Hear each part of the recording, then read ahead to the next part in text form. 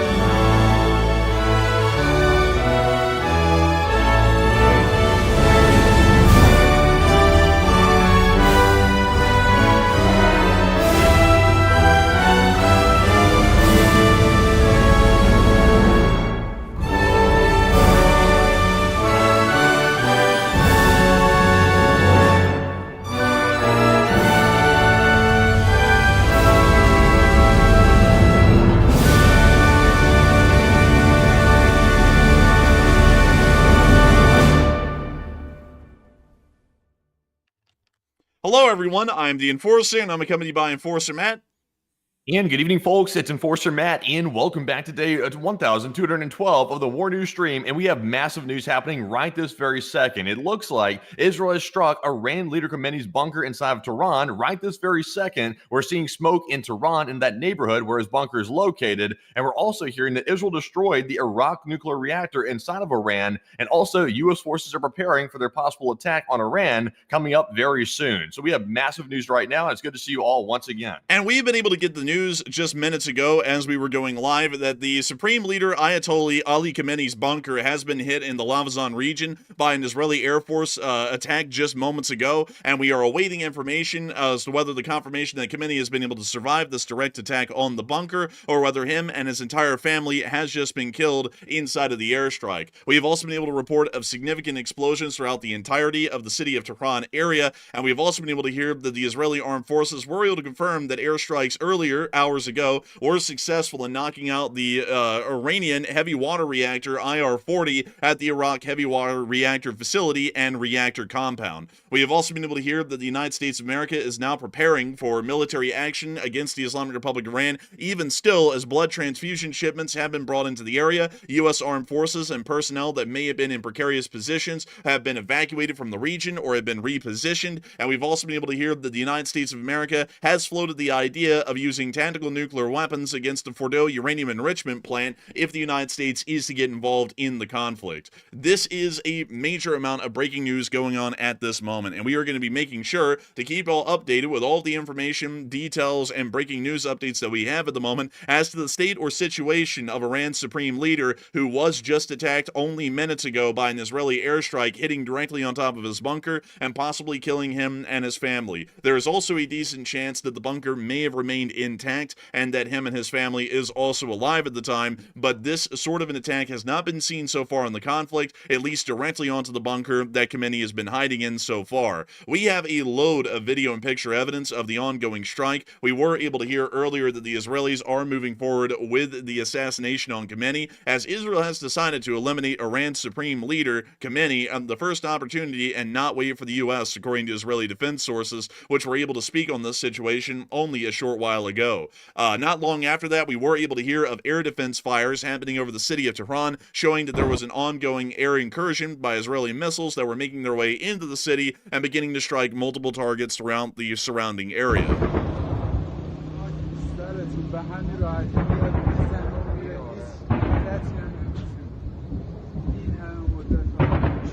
Not long after the air defense... Also, Enforcer, I'm hearing breaking news right this second about the strikes allegedly on the bunker, at least the neighborhood where Khamenei is currently hiding. Right now, we're hearing that the area is apparently blocked by ambulances and IRGC vehicles, and it sounds like Iranian officials are denying that Ali Khamenei was the target, at least according to the information that we have right this second. Now, of course, that could be merely cope by the Iranians, trying to make it seem like Khamenei was not harmed in this attack. But considering that Khamenei was hiding out in the Lavazon neighborhood in a bunker, and the Israelis had confirmed that he was there, that is a bit of an interesting situation. It appears to be that ambulances and IRGC vehicles are surrounding the area, which would lead have credence to the fact that maybe Khamenei was hiding in a bunker in that area.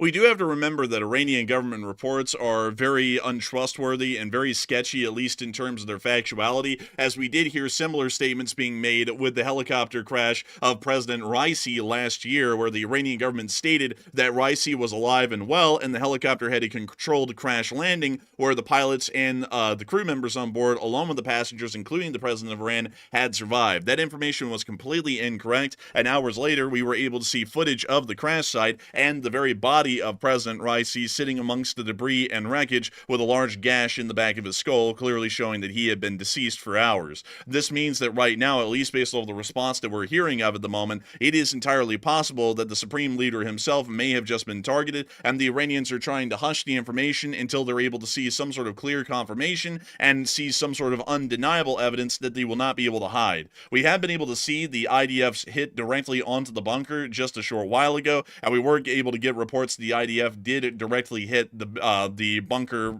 vicinity. This is actually the explosion right here that appears to have hit directly on or near to the entrance of the bunker that Khamenei and his family were hiding in just minutes ago.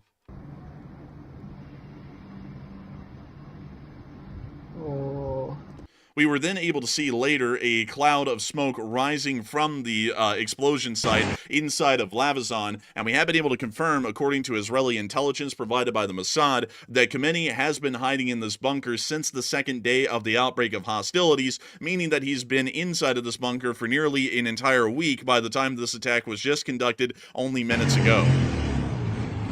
That is the smoke rising from the current attack in the Lavazon neighborhood, and it does appear that it was directly on top of the area near to Ayatollah Khamenei's secure bunker, which also does have his family inside. I'm trying to repeat that as much as I can, folks. The bunker complex that the Ayatollah Khamenei is inside of appears to have been directly hit by an Israeli airstrike at the moment. We are hearing of a heavy IRGC presence and a large number of ambulances now surrounding and swarming this area at the moment, highly suggesting that there has been a serious attack, or a serious attempt at least, against the Ayatollah or the dictator's life. We do have more breaking news at this moment. Matthew, what do we got? All right, so right now we are hearing as well, I'm not sure if you've reported on this already, Enforcer, in the short war video, but I am seeing here that Iranian accounts are claiming that an IRGC high-ranking official was assassinated in broad daylight in Tehran today, and we do have a video here, if you scroll down to our third post, apparently showing it looks like a car on fire, and it looks like some individuals trying to rescue somebody from a vehicle that is clearly engulfed in flames. So we're being told this is an IRGC high-ranking official. We're not sure who it is, but it looks like something is going down or has gone down in Tehran today. And it does appear that there are still targeted assassination attacks being conducted by Mossad agents on the ground even earlier today, as we are able to see a fire engulfing a car that actually had an Iranian official inside. This was one of the higher-up officials within the Islamic Revolutionary Guard Corps, and it does appear that he has now been lost in a Mossad strike inside the city. We also were able to see another clip here showing us the smoke rising from the Lavazon neighborhood after the airstrike that was just conducted minutes ago. I do want to make sure to repeat this again, folks, because we were only 10 minutes on air, that just minutes ago, the reason why we have gone live is because we were able to hear confirmed information that an Israeli airstrike has been conducted at this moment on the Supreme Leader Ayatollah Ali Khamenei's bunker inside of the Lavazon neighborhood in northeastern Tehran. We are not able to verify whether Khamenei has been killed or is living after the strike was conducted, but this is the first ever strike that has been made onto his bunker complex. This is coming right after the Socorro hospital attack yesterday, and it's highly likely the Israelis may have just attempted an assassination successfully or unsuccessfully on Ali Khamenei at this moment. So we are covering that news as we're getting it right now. We will be giving you all of the updates, video and picture evidence that we have coming out at this moment, but this may have some major historical news soon to follow that the Supreme Leader of Iran may have just been killed. We cannot confirm that at the moment, but we can confirm that an airstrike was conducted on his bunker. اینجا کجا میشه؟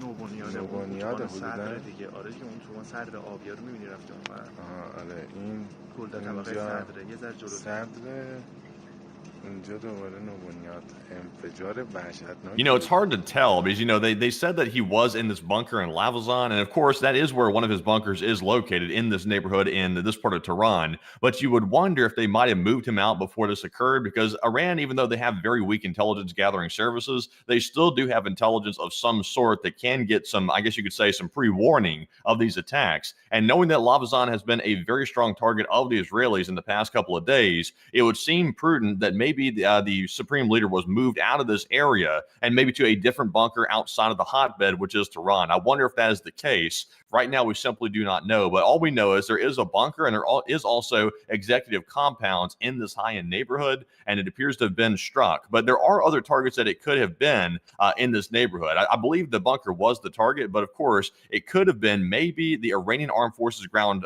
Command Headquarters. There's also an IRGC barracks there, and also ammunition manufacturing facilities as well. But most importantly, though, Lavazon serves as the homes of several current and former senior IRGC officials, including Khamenei and his bunker as well. So that's why this neighborhood has been targeted so much by the Israelis, because there are some top leading officials that are living here currently. And I once again want to confirm to many who are coming in here and asking whether Khamenei is dead or not, we are not able to confirm whether Khamenei is dead or alive at this moment. We are able to confirm that there was an airstrike onto the area of his bunker at the moment. But once again, I want to make it incredibly clear that we are going to be covering on air when we get the news live whether he has ended up surviving this strike or whether he was just killed inside of this airstrike. That information may take an hour or two to come out, especially considering that this strike happened in Lavazon. The Iranian government will be pressed to give some sort of a condition on Khamenei, especially considering that the Israelis have already said that he's inside of this neighborhood. And at least according to the last information that we had available, it doesn't appear that the Mossad or the Israeli intelligence in general was able to confirm whether he has ever left the neighborhood, possibly suggesting, highly suggesting, he's still inside of it at this moment in a bunker somewhere. This neighborhood, along with the Sharak-e-Naft and Sharak-e-Mahalati neighborhoods, are incredibly significant for the Iranian governmental operations, as a large amount of high-up government officials end up living within this northeastern area of Tehran. Practically all of the high-up officials of the Iranian government live within this northeastern area of the city, specifically Lavazon. And this is actually where the residence and home of the Supreme Leader, Ali Khamenei, is at the moment, along with this bunker that he's apparently inside of, along with his family, according to intelligence that's been provided by the Israelis to the public. It does appear that at the moment there are a couple of targets within the area, but considering that the smoke plume that we were watching just a little while ago, or more so the explosion itself, appears to have been coming from the base of a mountain, it's highly likely, if not possible, that that actually was a entrance to a bunker that was just hit by a bomb.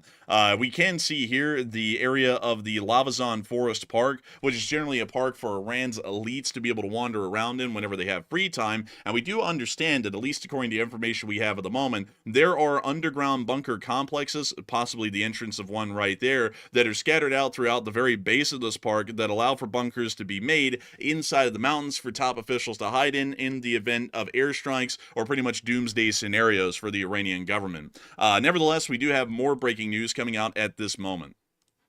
All right, so we're getting word that apparently urgent warnings have been issued by the IDF to residents and anyone present in the Safedrud industrial zone in the village of Kalash in Talashan, Iran. So there appears to be some brand new evac warnings in this area. It appears to be an industrial zone. It's hard to tell exactly what is in this area that Israel might try to strike.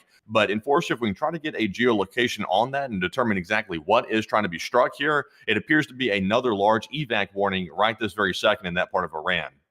And let's see here. Unfortunately, I cannot pull up any of the names that they listed there in this description. There is nothing that's coming back to Talashan in Iran or the Safedrud industrial zone. So I'm not able to find those specific locations at the moment.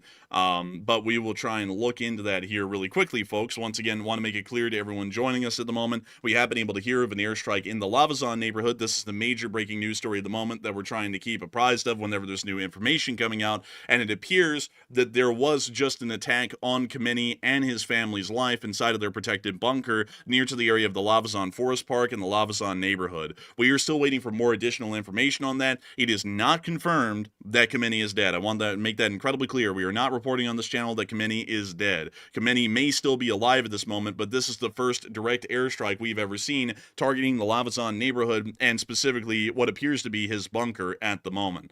So we are covering that news as we are getting it live on air. Wanted everyone to keep that in mind, and I hope that you all do remain patient in the meantime, because we also have other major breaking news stories happening at the moment, including this story about a evacuation order now being issued for the Safedrud industrial zone in the village of Talashan in Iran. And I am going to try and put Enforcer, let's try this instead to try to geolocate that spot for the evacuation order currently. Type in the Iranian Gilan province. It's Gilan province, and see exactly where that is. And that'll give us an idea of exactly where this evac order has been issued for. So this is up on the area of the Fertile Crescent of the Caspian Sea. So let's see if we can find that specific So city. we're looking for an industrial area. It's the Safedrud industrial area. It appears to be a... Oh, here we are.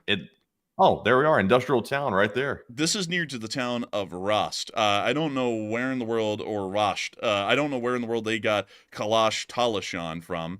Well, actually, they spelled it wrong. It's Kalesh Talashan, not Kalash Talashan. So apparently there was a little bit of a typo there. But there appears to be an evacuation order for this industrial town. And we can also see that there's some sort of an epicenter to this that surrounds this facility right here that was under construction, at least when this satellite picture was taken. It is highly likely that this may be a ballistic missile production facility that's now been given an evacuation order by the Israelis that is soon to be hit here in this moment. So really quickly, let me go and take this and put this onto the map now that we know where the imminent evacuation or airstrike will be happening at, and it is especially within this specific epicenter right here. So I'll be putting down evacuation order issued and putting that down on the map for you all to follow.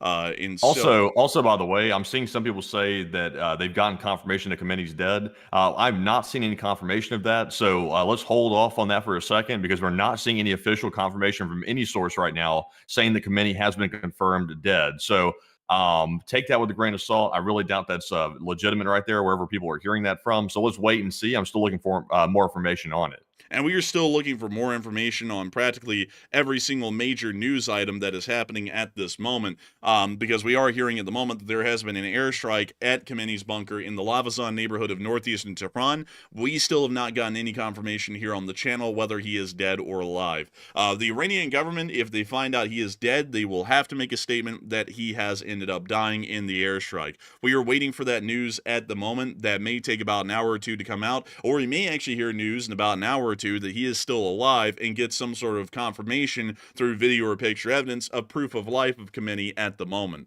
We're not really sure which one we're going to be getting. He could be alive or dead right now, so it's a little bit of a Schrodinger's Khamenei situation. We do not know whether he's living or dead inside of his little box in the bunker inside of the Lavazon neighborhood, but we are still waiting for more information on that. In the meantime, we have been able to see that there has been multiple targets hit in Tehran, and we were able to see a smoldering fire within one of the areas of the eastern region of the city, a little bit outside of Lavazon, and somewhere more towards the central area of the city. That's the end of that clip. But moving on from that and on into our next clip, we also were able to see that there is another airstrike that has occurred inside of central Tehran as well. We were able to see debris scattered across the ground in the aftermath of the airstrike that was also conducted in this area by the Israelis as well.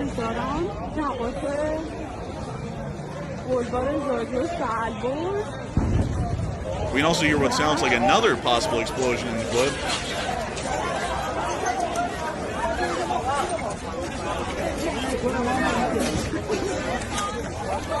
And that's the end of the clip right there. But once again, showing us that at least within the area of central Tehran, there have been multiple reported airstrikes, along with the one that occurred on the Lavazon neighborhood. We were able to see that earlier in the day, an Iranian citizen did drive around the city streets, and it is quite clear that for the most part, decent areas or decent quarters of the city have almost been entirely abandoned as Iranian citizens have packed up and left. Iranian state TV has tried to explain this away as a large amount of Iranians in the city are going on vacation or some form of a summer holiday. But here's the clip.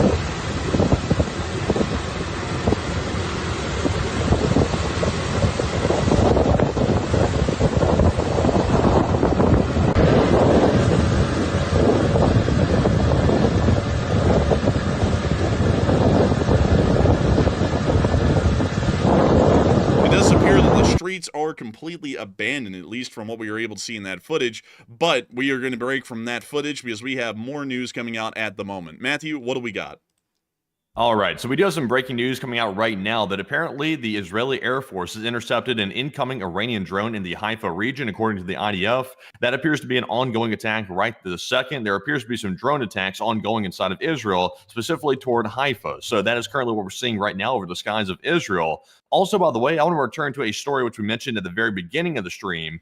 We were actually reporting that apparently the idea of using tactical nukes to strike the Fordow nuclear facility inside of Iran by the United States is actually apparently a legitimate option on the table. We thought originally that might be maybe hype talk, but according to what we're seeing right now, a White House official has told a reporter from, it appears to be Fox News, that tactical nukes haven't been taken off the table as an option to strike the enrichment site in Fordow. So that's a huge option right there. I didn't even think that was really on the table. That's a spectacularly escalatory option right there. Probably the most extreme option we've ever heard of so far. I'm not really sure why bunker busters wouldn't just do the job just fine, but apparently they're considering using tactical nukes to strike Fordow, at least right now. I'm not sure if that's going to be soon eliminated or taken off the table, but that is currently on the table right now. Now, I also must say that if they use tactical nukes to hit Fordow, the possibility of fallout from that goes up dramatically, a lot, because of course Fordow does have radioactive materials inside of it. Also, using a tactical nuke, that would create its own radioactive contamination. So we'd be looking at potentially a situation that could be widespread radioactive contamination if this tactical nuke was used on Fordow. So I'm thinking that it probably will be eventually ruled out. That's my guess. But the fact that they're considering it is honestly a bombshell piece of news, if I do admit myself. And it does appear that we are able to get confirmation now from direct sources and officials within the office of the President of the United States that the consideration of a tactical nuclear weapon being dropped on the Fordow uranium enrichment plant to knock it out entirely is at least an option on the table at the moment. I would have to say, folks, that I'm generally not a major proponent of saying that that will be seriously considered or used. It is most likely the fact that considering that currently, the president has a bit of an inclination to just throw everything on the table and then use almost none of it. I'm just largely going to go with that's the general running consensus on that, and that will never be considered to actually be used. At least it's being thrown around at the moment, but it will not most likely ever be used against a Fordow nuclear facility. We have been able to hear in the meantime, however, that the Iranians have now stated, or at least a senior Revolutionary Guard official, Mohsen Rezai, stated that we have moved all the enriched uranium in our possession to secret hiding places. We began preparing for this war in March. Whether that statement is true or not, we're not entirely sure. The Iranians do make up a lot of fictions after the fact to try and make themselves look a little bit better, so we're not entirely sure if their enriched uraniums have ever been moved around the country or not. But this, once again, even whether it's been moved or not or destroyed or not, it is making it quite clear that the Iranians do have weapons-grade uranium, and now they're publicly admitting that they have weapons-grade uranium, and they are attempting to hide it at the moment. Whether they actually did hide it or not, it's not the question. It's the fact that this statement is clearly proving that they did have enriched uranium at a weapons grade that was already in their possession, making it quite clear that the supposed claims that some people have been trying to make that the weapons of mass destruction stories are completely false and the Iranians do not have any weapons-grade uranium is entirely untrue, because even Iranian spokespersons, whether they're saying the uranium's been destroyed or not, are making it quite clear that enriched uranium at a weapons grade does exist inside the country to some degree. Outside of that, speaking of nuclear materials, just a little bit earlier today, while we're still waiting for more news to come out from the Lavazon neighborhood, we were able to confirm that the Israelis did hit and destroy the nuclear reactor at the Arak heavy water reactor facility just earlier today, along with the heavy water production plant, which is directly alongside the reactor. This facility over here is actually the heavy water production plant, and this facility right over here on the northern side is the actual IR-40 heavy water reactor. I did speak incorrectly on my video earlier in the day about the use of heavy water. Heavy water is actually a joining of deuterium and hydrogen. Well, actually, it's deuterium and oxygen, I believe, or something along those lines, that makes water a little bit less there's something about the properties of heavy water. I'm not a nuclear scientist, just to make this clear to all of y'all. There's something about the properties of heavy water that allows for raw uranium ore to be used in a reaction and largely stabilized through the use of the heavy water. We were able to confirm that this reactor, which has been used in the past to create weapons-grade plutonium, pretty much off the bat as a byproduct of the reaction process from this research reactor, has been hit by the Israelis earlier today and has been completely destroyed. We were able to hear about this impact or airstrike being conducted last night from pictures that were seen from the area of Kondab, a town just a little bit further north and west of the facility, but today we were able to get actual video evidence from the Israeli Air Force showing them impacting the reactor and also hitting the heavy water facility directly next to it inside of the complex. Here is the footage showing all three of the impacts, the two that hit the reactor and the one that also hit the heavy water facility right next door. You can actually see the dome of the research reactor right there, and you can see the first Israeli missile impact the dome head on, blowing it wide open. That's wild footage right there. Just a direct hit right on a right on a nuclear reactor. That's crazy to see that literally live from a thermal camera. Yeah, and we can also see a second hit also hitting just a little over on the dome from the original impact right there. And then we can see a third hit hitting the heavy water production facility just across from the compound. We can now see all of these strikes from another view from another drone that was also in the area. And we see here more clearly that both of those missile strikes did hit the top of the reactor dome. And then we can see the third missile also hit the heavy water facility right next door. Satellite footage and pictures have confirmed that the dome has been blown wide open, or in other terms, the reactor lid is off. You can actually see that in this before and then after picture, and you can actually see that the entirety of the top of the reactor lid was blown away by the two Israeli missile strikes that hit in that footage that we had just a moment ago. It is incredibly obvious at this point from all the footage and information that we've been able to get that this reactor was operational when it was hit and knocked out. These research reactors generally do produce some level of steam, or at least some level of high temperature water that vaporizes and turns into either high pressure steam or a lower pressure steam, but we were able to see yesterday that there were clear pictures coming from the strike that were showing us, and let me actually go get that map for all of y'all. It's on my little account here. Let me go grab that really quickly, folks. And I believe it's this one. It is this one. So let me come down here and let me show you all this from the area of Arak and then from Kondab. Let me show you all what picture we saw yesterday that would highly indicate that the reactor lid was completely blown off. This one right here. That is not any kind of a solid propellant explosion right there. That is vaporized water that is entered the atmosphere and is cooled down enough that it's visually appearing as steam. This cloud has the same consistency as any water vapor cloud cloud that you would normally see in the atmosphere rising from the area of the facility. This means that once the reactor was blown up, all of the steam that was inside of the pressure vessel, which is where the roof of this reactor was, immediately vented out. Whether it was superheated steam or not, it's not really the question. It did cool down enough once entering the atmosphere that it was able to turn into visible steam, which does show us that the lid of the reactor was blown off, and the Iranians also lied to the IAEA in 2022 because that reactor was still operational. Otherwise, there wouldn't have been a large production of steam from the reactor lid being blown away. We would have seen a small puff of an explosion from the original Israeli impacts. There would have been a small wisp of what appeared to be some irregular looking, whitish gray looking smoke, and that would have been it. But the massive presence of this steam in the air around the IR-40 facility is proving the Iranians did lie. The reactor was never filled in with concrete, which the IAEA originally claimed was a lie and a fabrication, and that the Iranians had actually photoshopped the pictures and completely fabricated the evidence that they had shut down the reactor, and it was in fact still operational and still producing weapons-grade uranium at this point. But nevertheless, while we've been covering that news, we also have more breaking news coming out of Iran at this moment, and possible news about Khamenei's fate. And so, Matthew, what do we got? All right, so right now we do have breaking news coming out of the skies of Israel right this second. We had heard reports earlier that a drone was on its way to Haifa. It looks like that drone has been intercepted by the Israeli air defense systems, the Iron Dome, and it looks like this drone was indeed launched from Iran. It appears to be maybe a singular drone, actually, maybe not a swarm of drones that were heading toward Haifa, maybe just one of them, but we do see here on video that it was shot down that we can see on camera. So it looks like it was a successful hit. And we are able to see this clip right here.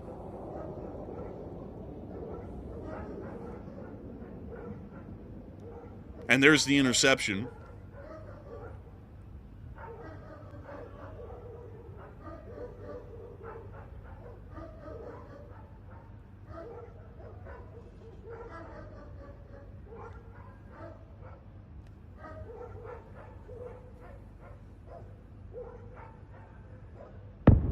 And we now hear the explosion from the successful interception. That may have possibly been a reconnaissance drone due to the fact that it was on its own. A little bit weird that they'd send in a reconnaissance drone considering it has a clear radar signature and would be shot down. But an incredibly interesting situation currently developing around Haifa at the moment with the fact that there was a singular drone, and the singular drone was also shot down as well. Outside of that, though, it appears that the air defense situation in Haifa is contained at the moment from the information that we're getting right now, that there was only a simple drone incursion that happened. We just saw it on film, and the drone was successfully engaged and shot down by Israeli air forces or Israeli ground air defense forces. Outside of that... Also, by the way, we just got some footage that came out of Tehran right now, in central Tehran. We're seeing apparently some footage here from the ground showing some of what appears to be air defense fire over central Tehran. So let's take a look at that. And let's take a look at that. And this is central Tehran just moments ago. Oh,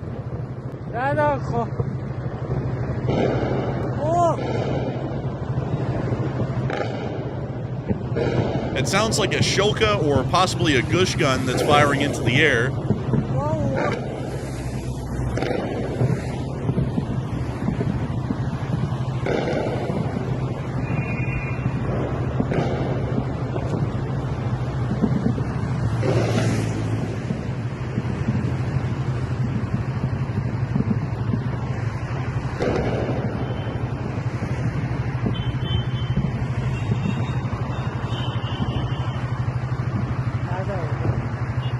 But this video and picture evidence is evidently showing that there is still some kind of an airstrike that has been conducted or is being conducted on the city, or the air defense is having their usual knee-jerk reaction to the airstrike that just happened at Lavazon, as well as other areas throughout Tehran, and now they are just firing up into the air pretty much to make it appear that Iranian air defense might be working, although we've never seen them successfully intercept anything so far anywhere in the country. Also, Enforcer, we got one more video coming out of Tehran. This appears to be western Tehran this time amid a continued aerial bombardment. So let's take a look at this one and see exactly what's going on over western Tehran.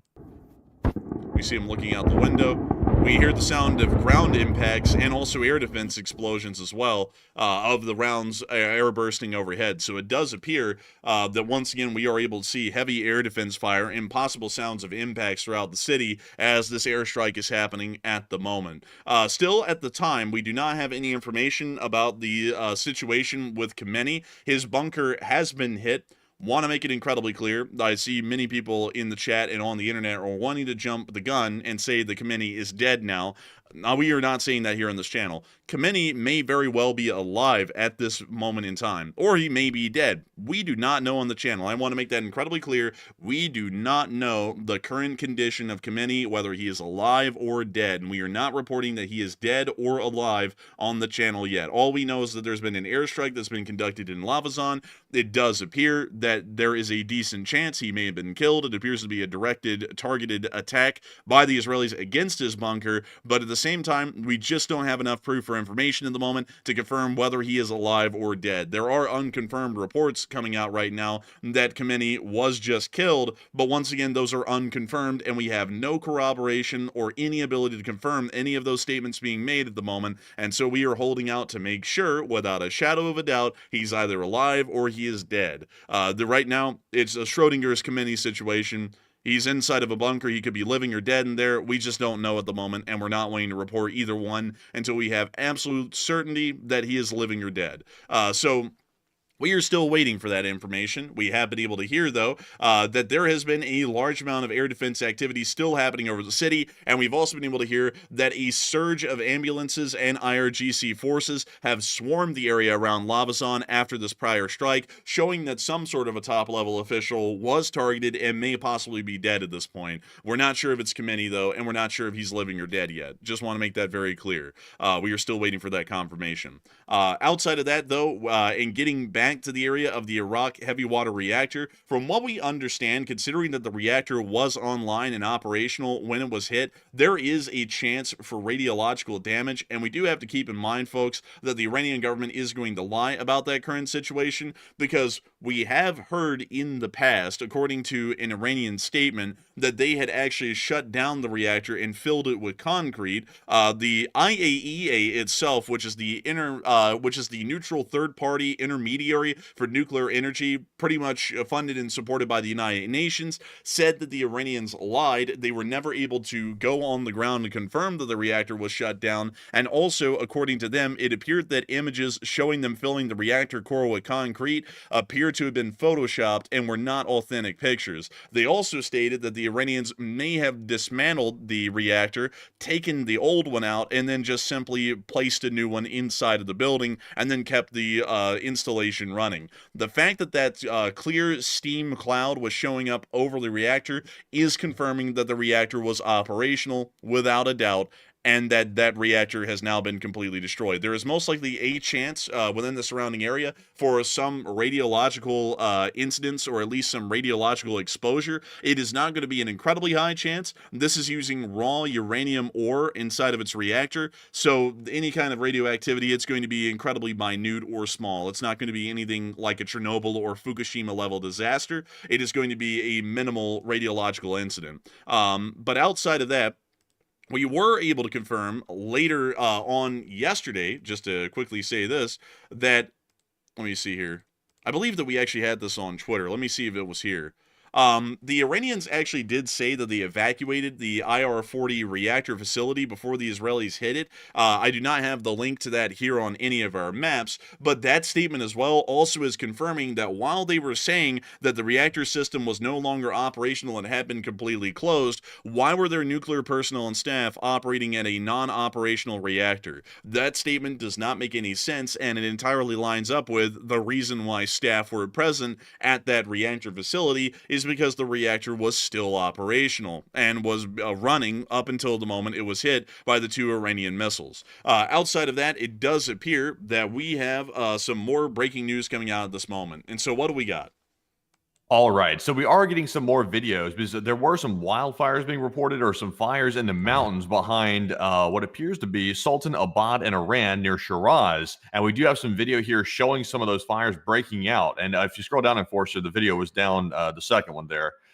You do see some wildfires here on the mountains in Shiraz right here in the video.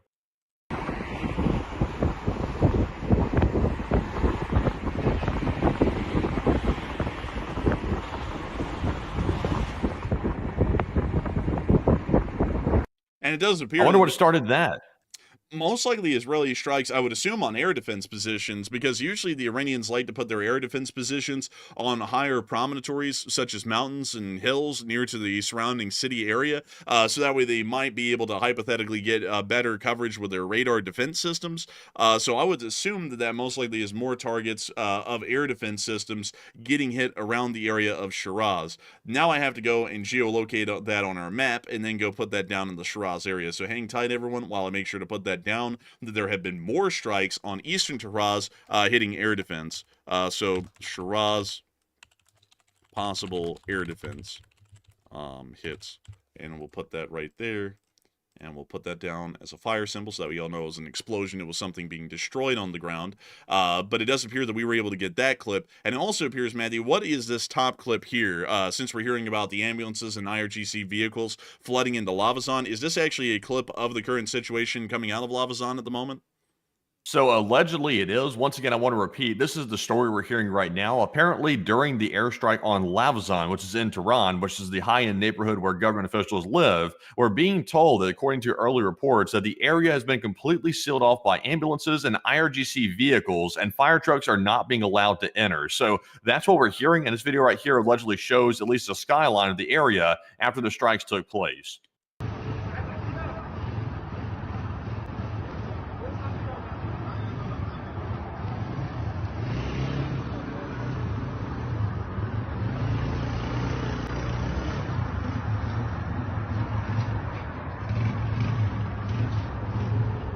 It appears this is actually being filmed closer to the Mahalati neighborhood, just north of the area of Lavazon. To show you really quickly where I believe this is being filmed, it appears to be filmed from one of these high-rises in this area between the Sharaki Mahalati neighborhood and the Lavazon neighborhood, because we are able to see that they're able to look out to what appears to be the right, and there is the greater city of Tehran off to the right, and then they look back and it appears that there's some smoke still emanating from a mountain base area near to the Lavazon Forest Park, largely showing us that this filmer is somewhere in between the Lavazon and Sharaki Mahalati neighborhood, near to the area of the Niroi Zamini Boulevard, or the Greater Mosque of Ozgul, whoever Ozgul may be. But beyond that, it does appear that there has been an airstrike inside of Lavazon, and once again, folks, we are hearing the story that apparently the Israelis did attempt to strike and knock out Khamenei in this airstrike while he is hiding inside of a bunker with his family. We are still waiting for information. I want to make this very clear. I cannot make this clear enough. We cannot confirm he's dead or alive right now. All we know is that there's been an airstrike incredibly close or on top of his bunker. It appears that he may be living or dead. We're not sure yet. We're still waiting for some sort of information. There are people circling unconfirmed reports out there at the moment that Khamenei was just killed, but we have not been able to confirm whether he's living or dead yet here on the channel. So we're going with, we have no clue. We're waiting for information to confirm whether he's alive or dead. And so, Matthew, do we have any other additional information or news coming out at this moment? So right now, at this very second, I do not see any new information about the strikes right now. I am searching all my different sources right now to find it. And right now, I'm not really seeing much of anything. But we also did ask the audience a question here, a very interesting question, a hypothetical one, I guess you could say. And the question says, if Iran leader Khamenei is dead, how will that affect the war? And it looks like 52% of the audience said it will cause a regime collapse, while 20% said it will embolden the Iranian regime, and about 11% said it will have no effect. And Khamenei is a figurehead. He's also, I guess you could say, the commander of the IRGC, but more so in an advisory capacity, not really like a, like a top leader per se. He's more like a figurehead of it than actually a leader of the military. So if he were to actually have been eliminated by the Israelis, I would say that probably would not cause a regime collapse. It would cause a momentary period of chaos while someone else tries to take control. But overall, though, I think they would generally stay cohesive, at least for a short period of time, while they still continue to launch retaliatory attacks against Israel. But I think that probably would be the beginning of the slow decline of the Iranian regime at its current phase. And it probably would lead to maybe in a couple of weeks a complete collapse of the government but it would not be immediate, at least in my opinion. I think it would take some time for it to fully collapse, but it would be the start of a very bad situation for that regime, certainly. But Enforcer, what say you? I would say this would be a severe hit to the Iranian government if Khamenei is dead. Khamenei is in somewhat of an advisory role to the military, but he still is the supreme leader and dictator of the country. So his death will have a significant impact on the country's and government's functioning, and will most likely create a significant power vacuum where multiple people will be attempting to pretty much climb, claw, or kick their way up onto the top of the Iranian government. We could see that in the result of this, the government is so heavily destabilized that it allows for a complete government toppling or a government collapse happens due to the power struggle, and that could lead to a situation of uncertainty and instability in Iran that eventually will be followed by a new government taking the place of the old Islamic government. So I do believe that if Khamenei has been killed, I would have to go with the 52%. It most likely will cause a regime collapse in the long run, because Khamenei holds the same position in Iran that Kim Jong-un would almost hold in North Korea. It's an incredibly similar one, at least with the kind of power dynamic, or at least the sort of structure the government has, or really its equivalent to Hitler's position in the Nazi Party in Germany in the 1930s and 40s. They are all dictatorial level leaders, and pretty much the entire government revolves around pure loyalty to that specific leader and nothing else. So if they are to get killed, this will mostly start to create a serious amount of issues. So that would be generally speaking, though, he's not necessarily a micromanager. I think when a lot of people think of a dictator, they think, oh, he's micromanaging everything. He's saying where these troops need to go, where these trucks need to go, etc. He delegates a lot of stuff out. So while he is a dictator, he gets the final say in major decisions. In my opinion, I would say he's more of a spiritual leader for Iran. He's more of a extremist religious figure than he is a real military leader, because he doesn't really have the knowledge to actually, I guess you could say, command the army and tell them exactly what strategy is going to work and which one's not going to work. He gets the last call, and of course, he can make really bad or really good decisions at the same time. Usually, typically pretty bad decisions, actually, as history has shown. But generally speaking, I think he's more of a figurehead, at least in my opinion, than he is an actual like a real commander or a real leader of sorts. Oh, he's certainly not a real commander. That's a guarantee. Stalin and Hitler also were not really necessarily military commanders either. They were both pretty much strategic amateurs, from what would be explained in the modern day. But Khamenei also fills that very same role. He doesn't really have a lot of knowledge on military activities, but also at the same time, I would say on the flip side, Matthew, that a lot of the military operations currently being conducted probably are being ordered by Khamenei, because what military official or general would say that striking civilian areas when you have the ability to actually strike military targets in Israel would be a smart idea in a strategic big sense long-term picture? I would actually say that some of those calls are actually being made by Khamenei himself, much like Hitler made the call in Britain to hit pretty much the top 10 most beautiful cities in Britain and bomb them just for the fact to destroy beautiful cultural heritage sites throughout the United Kingdom during the Blitz in 1940. So it kind of is a similar thing, at least from what I'm seeing at the moment, and it does suggest that Khamenei may actually have a lot more of a significant role in calling the shots in the Iranian military and government than we would be led to believe, at least at the moment. But also, Matthew, do we have any additional news or information coming out of the Lavazon neighborhood at this time? So right now, it looks like I'm trying to get some more information here. So we have some more information coming out right this second, apparently about the area that's being ordered to evacuate near, let's see, what was the area? I'm forgetting the name of it. What was that? Is Kalash, Iran, or Talashan, Iran? Do you recall the name? I don't remember it. It's near Rash. We'll just say the Rash Industrial Zone. Okay. So apparently near the Rash Industrial Zone, the building which is being targeted, where the evacuation order has been issued by the Israeli Air Force, is a $500 million carbon fiber production facility in Iran. That's a very, very high-end facility right there that's apparently located right outside the city of Rash, and it's key to Iran's military and nuclear programs, and carbon fiber is used for ballistic missile casings, centrifuge rotors, and also drone components as well. And if this is indeed hit and indeed destroyed, this will be a major, major blow to the IRGC regime, according to open source intel on Twitter. So as you can see right there, the building you're looking at, that's a carbon fiber manufacturing plant that you're looking at right there. And it does appear that this carbon fiber manufacturing plant is now the target of an Israeli airstrike that is going to be hitting in the area of the Rash industrial complex here incredibly soon. We have not been able to hear of the airstrike yet. We are still waiting for this airstrike to happen. An evacuation order has been issued, but that most likely means that an airstrike is coming within 30 minutes to the hour from that evacuation order. When the evacuation order was given for the Arak nuclear facility, IR-40, it took them about 30 minutes from the evacuation order notice that was issued to the actual airstrike to successfully hit and destroy the facility, meaning that the airstrike on this carbon fiber manufactory south of Rash is an inevitable certainty at this point and will most likely be occurring sometime around 10 minutes to an hour from now, if we were to give the largest breadth that we could from the earliest moment to the latest moment that this most likely will happen. So we will most likely be getting video and picture evidence of that attack about 30 minutes to about an hour and 20 minutes from now, if we were to give it a decent timetable. So with that, we will be waiting for that strike. It does appear that this strike is going to be coming up incredibly soon, and it's the second strike that we've seen near to the city of Rash. Rash has been under a prior airstrike before, and it does appear that there was some sort of an unspecified target hit within the area of the city. We still have not really been able to find out what that target was. The Israelis haven't said much about it, and the Iranians, of course, have been incredibly scarce with the information on that target that was hit. So it does appear this time, however, we will be able to confirm that it's going to be that exact carbon fiber production facility that is going to be destroyed in an Israeli airstrike coming here within most likely the next hour. Outside of that, we have been able to also hear today that the Islamic Republic of Iran has continued to fire off ballistic missiles towards the state of Israel throughout the course of the day, and we actually were able to get some mostly censored footage of the Islamic Republic of Iran firing off a wide variety of their ballistic missiles towards the state of Israel over the past 24 hours. Here's the clip.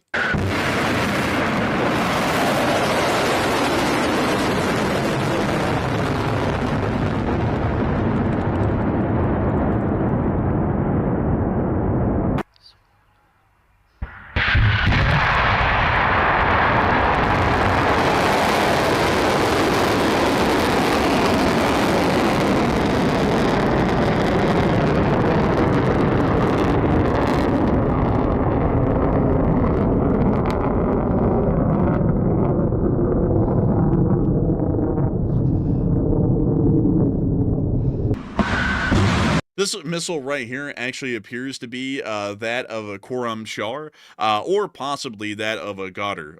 We're not entirely sure which one it was, but it does have a distinct profile and shape similar to those of the Ghadr more so than the Khorram Shah, but we'll show its launch right here.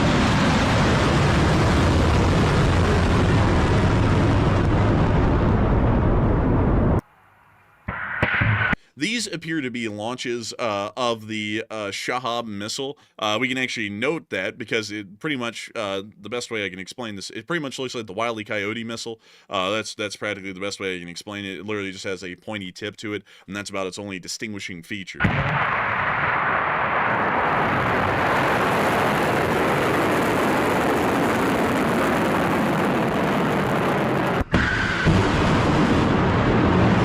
You can also see here another shorter rocket, once again with a very distinct tip taking off. It does appear that this is another Ghadr missile that was fired by the Iranians earlier today. Generally, from what we're able to see, from all of the data and information that we can gather, it does appear that, at least at the moment, all of the missiles being fired generally are of the Khorram Shah, Shahab 3, Ghadr, or Emab variant of the missiles. We've hardly been able to see a Khorram Shahar, a Fata, or a Sejal being fired throughout the entirety of the ongoing air operations being launched by the Iranians against Israel, so it does appear that these missiles make up the backbone of the Iranian strategic rocket forces' abilities.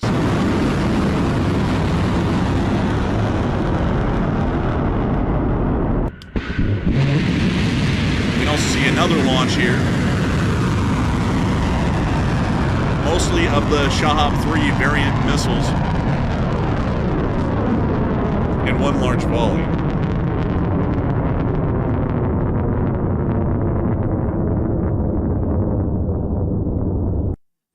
That's the end of that clip, but generally showing us the ballistic missile launches that occurred over the opening hours this morning. I did see some people who have had a lot of faith in the Israeli armed forces saying that the Israelis already know where those rockets were being launched, although the Iranians were trying to censor a lot of the ground cover in their videos. And you know what, actually be correct. We were able to confirm that multiple transport erector launchers have been destroyed over the course of the day, including video and picture evidence showing 2 distinct TELs having been destroyed by Israeli airstrikes that occurred prior in the morning.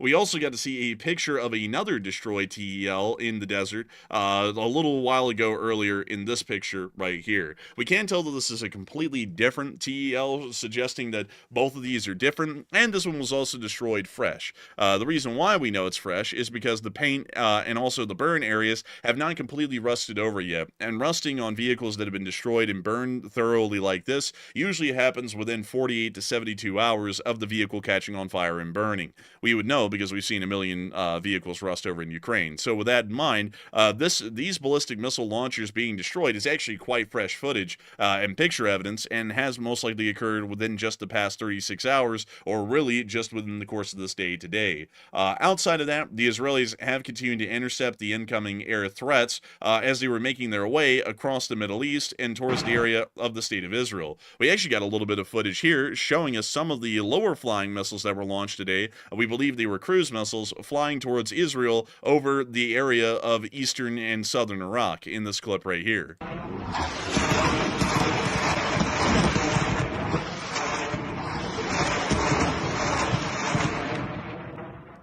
Outside of that, we then were able to hear of ongoing air interceptions over Tel Aviv as well, which we were able to see in this clip right here. It does appear that the Israelis' air interception rates, mind you all, I also want to add this in, have gone down a decent bit, at least recently. Even according to Israeli officials, the interception rate has gone from 90% to 65%, meaning that 35% of all Iranian missiles currently fired are making it through the air defense perimeter.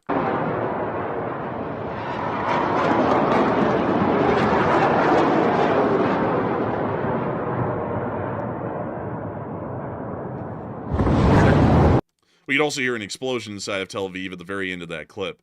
Outside of that, we were able to confirm, according to an Israeli official speaking to NBC, that the interception rate has fallen to 65%.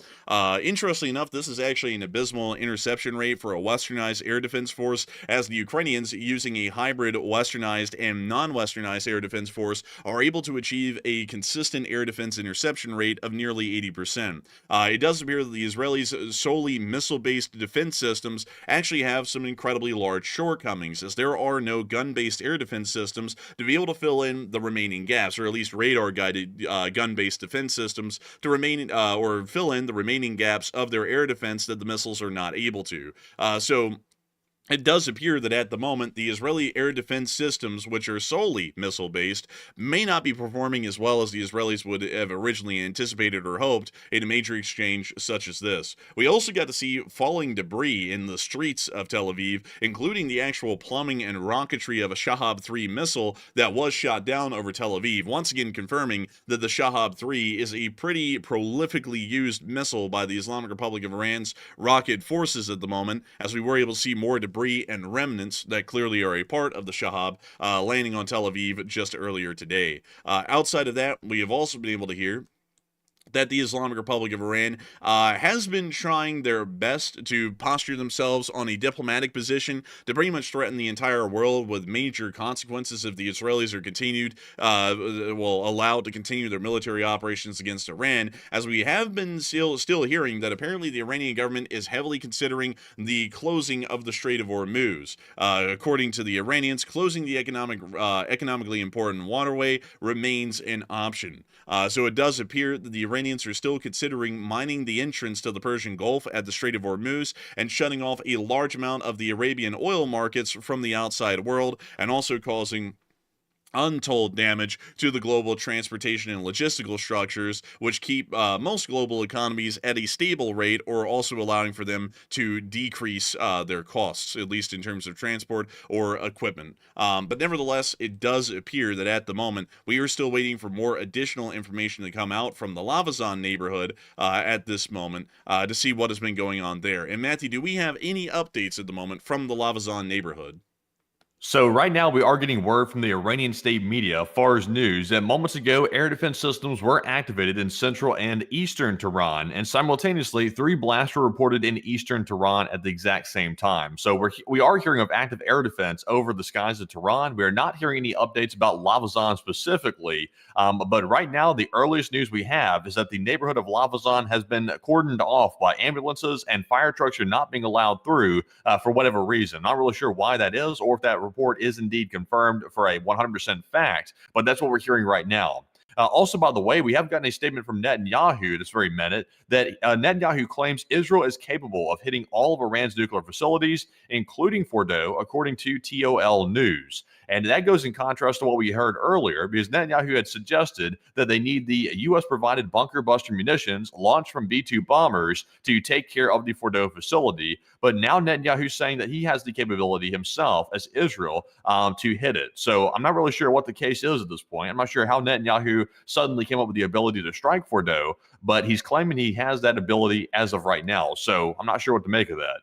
I'm not sure what to make of that as well. That's a very interesting claim by the Israelis, considering that the Israelis have made it quite clear to the United States that the only thing that would be able to penetrate and destroy the Fordow uranium enrichment plant would be a GBU-57 MOP, most likely dropped by a B-52 or a B-2 stealth bomber over Iran. So it's a little bit interesting to see that they're now saying that they can hit anywhere and do anything. It may actually be just more so of a nationalist rhetorical statement or a statement for the national rhetoric, because we do understand that the Israelis are also asking the United States to get involved to destroy the Fordow nuclear facility. Otherwise, the Israelis will have to send in some form of special forces and deal with the facility on the ground, which may be incredibly difficult, if not absolutely impossible. I have very low hopes that that sort of a special operation would ever be able to achieve success due to the fact that the entire facility is underground, and considering that that pretty much forces your special forces teams to funnel down corridors where you have to directly face incoming fire head on, that would seem to be pretty much, in my opinion, a suicide mission by Israeli special forces. I don't really think that would be successful. I believe that dropping a GBU-57 MOP would really be the only thing that actually would have a 100% chance of success of destroying that uranium enrichment plant. A special forces operation probably has a 30% chance or less of success on the Fordow uranium enrichment plant. I might be mistaken, though. I might actually be wrong. I do not know, but I still would doubt that would be something possible. If they were able to pull that off, color me shocked, because I would not expect that they could do such a thing. So with that, we will be waiting for additional information at the time, and while we are waiting for that additional information, we will speak a little bit more about the major development that we've been hearing, at least made by several statements from the White House, that they have not ruled out the use of tactical nuclear weapons to strike and destroy the Fordow uranium enrichment plant. And it does appear that a lot of people are talking about that at the moment. And what are people thinking about that, Matthew? And what are you thinking about it as well? All right, so we asked the audience the question, will the United States actually consider using tactical nukes on Iran, or is it simply a bluff? And it looks like 64% of the audience said no, it is a major bluff by U.S. officials, while 18% said yes, the USA is really considering using tactical nukes on Iran, and 9% said it's a 50-50 chance right now. And honestly, I got to say, unless the source is completely made up that we're hearing about right now, and from what we can tell, it appears to be corroborated by White House officials, based on what we're seeing, that apparently the United States officials are considering using tactical nuclear weapons to strike the Fordow nuclear site inside of Iran. If that is simply a bluff, in my opinion, that is extremely reckless to make a bluff using nuclear weapons. That is not something to use as a negotiating chip.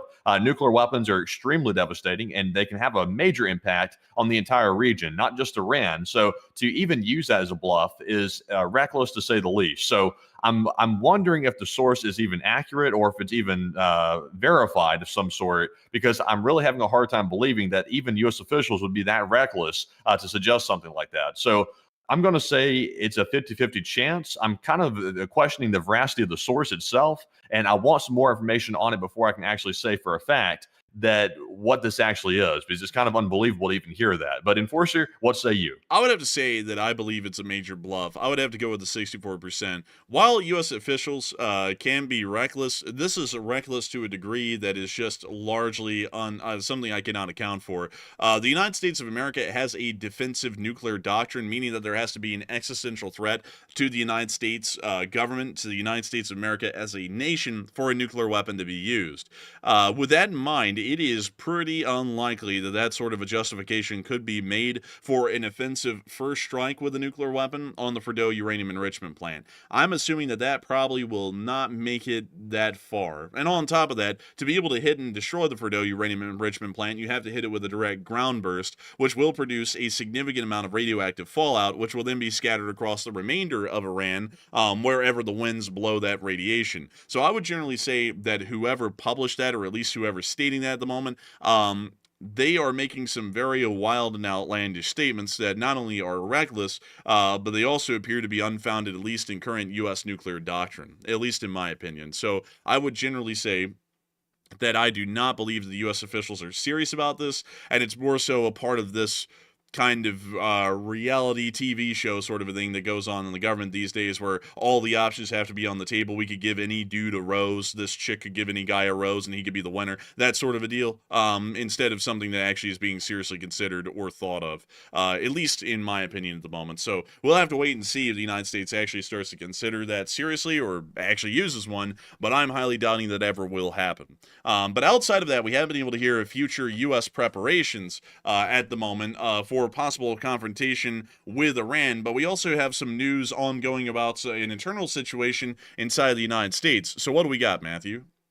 All right. So a lot of people the other night were asking us, what about the possibility of Iranian-backed sleeper cells in the United States being activated and causing terror attacks in the United States? And we really didn't have any information to really talk about it last night. We simply speculated on the issue. But today we have heard that apparently law enforcement has ramped up surveillance of Iran-backed operatives in the United States, per CBS News, being reported by Fintech's network. And the FBI's Kash Patel is monitoring possible Hezbollah-linked sleeper cells, and the White House and FBI have declined to comment, but we have seen here that according to CBS, the FBI's increased domestic surveillance over these possible sleeper cells linked to Hezbollah and Iran itself. So it does appear that is a legitimate concern right now. And of course, the way Iran operates is through terrorism, so that would be a legitimate concern. So right now, we are seeing the FBI increase it according to the reports we're seeing right now.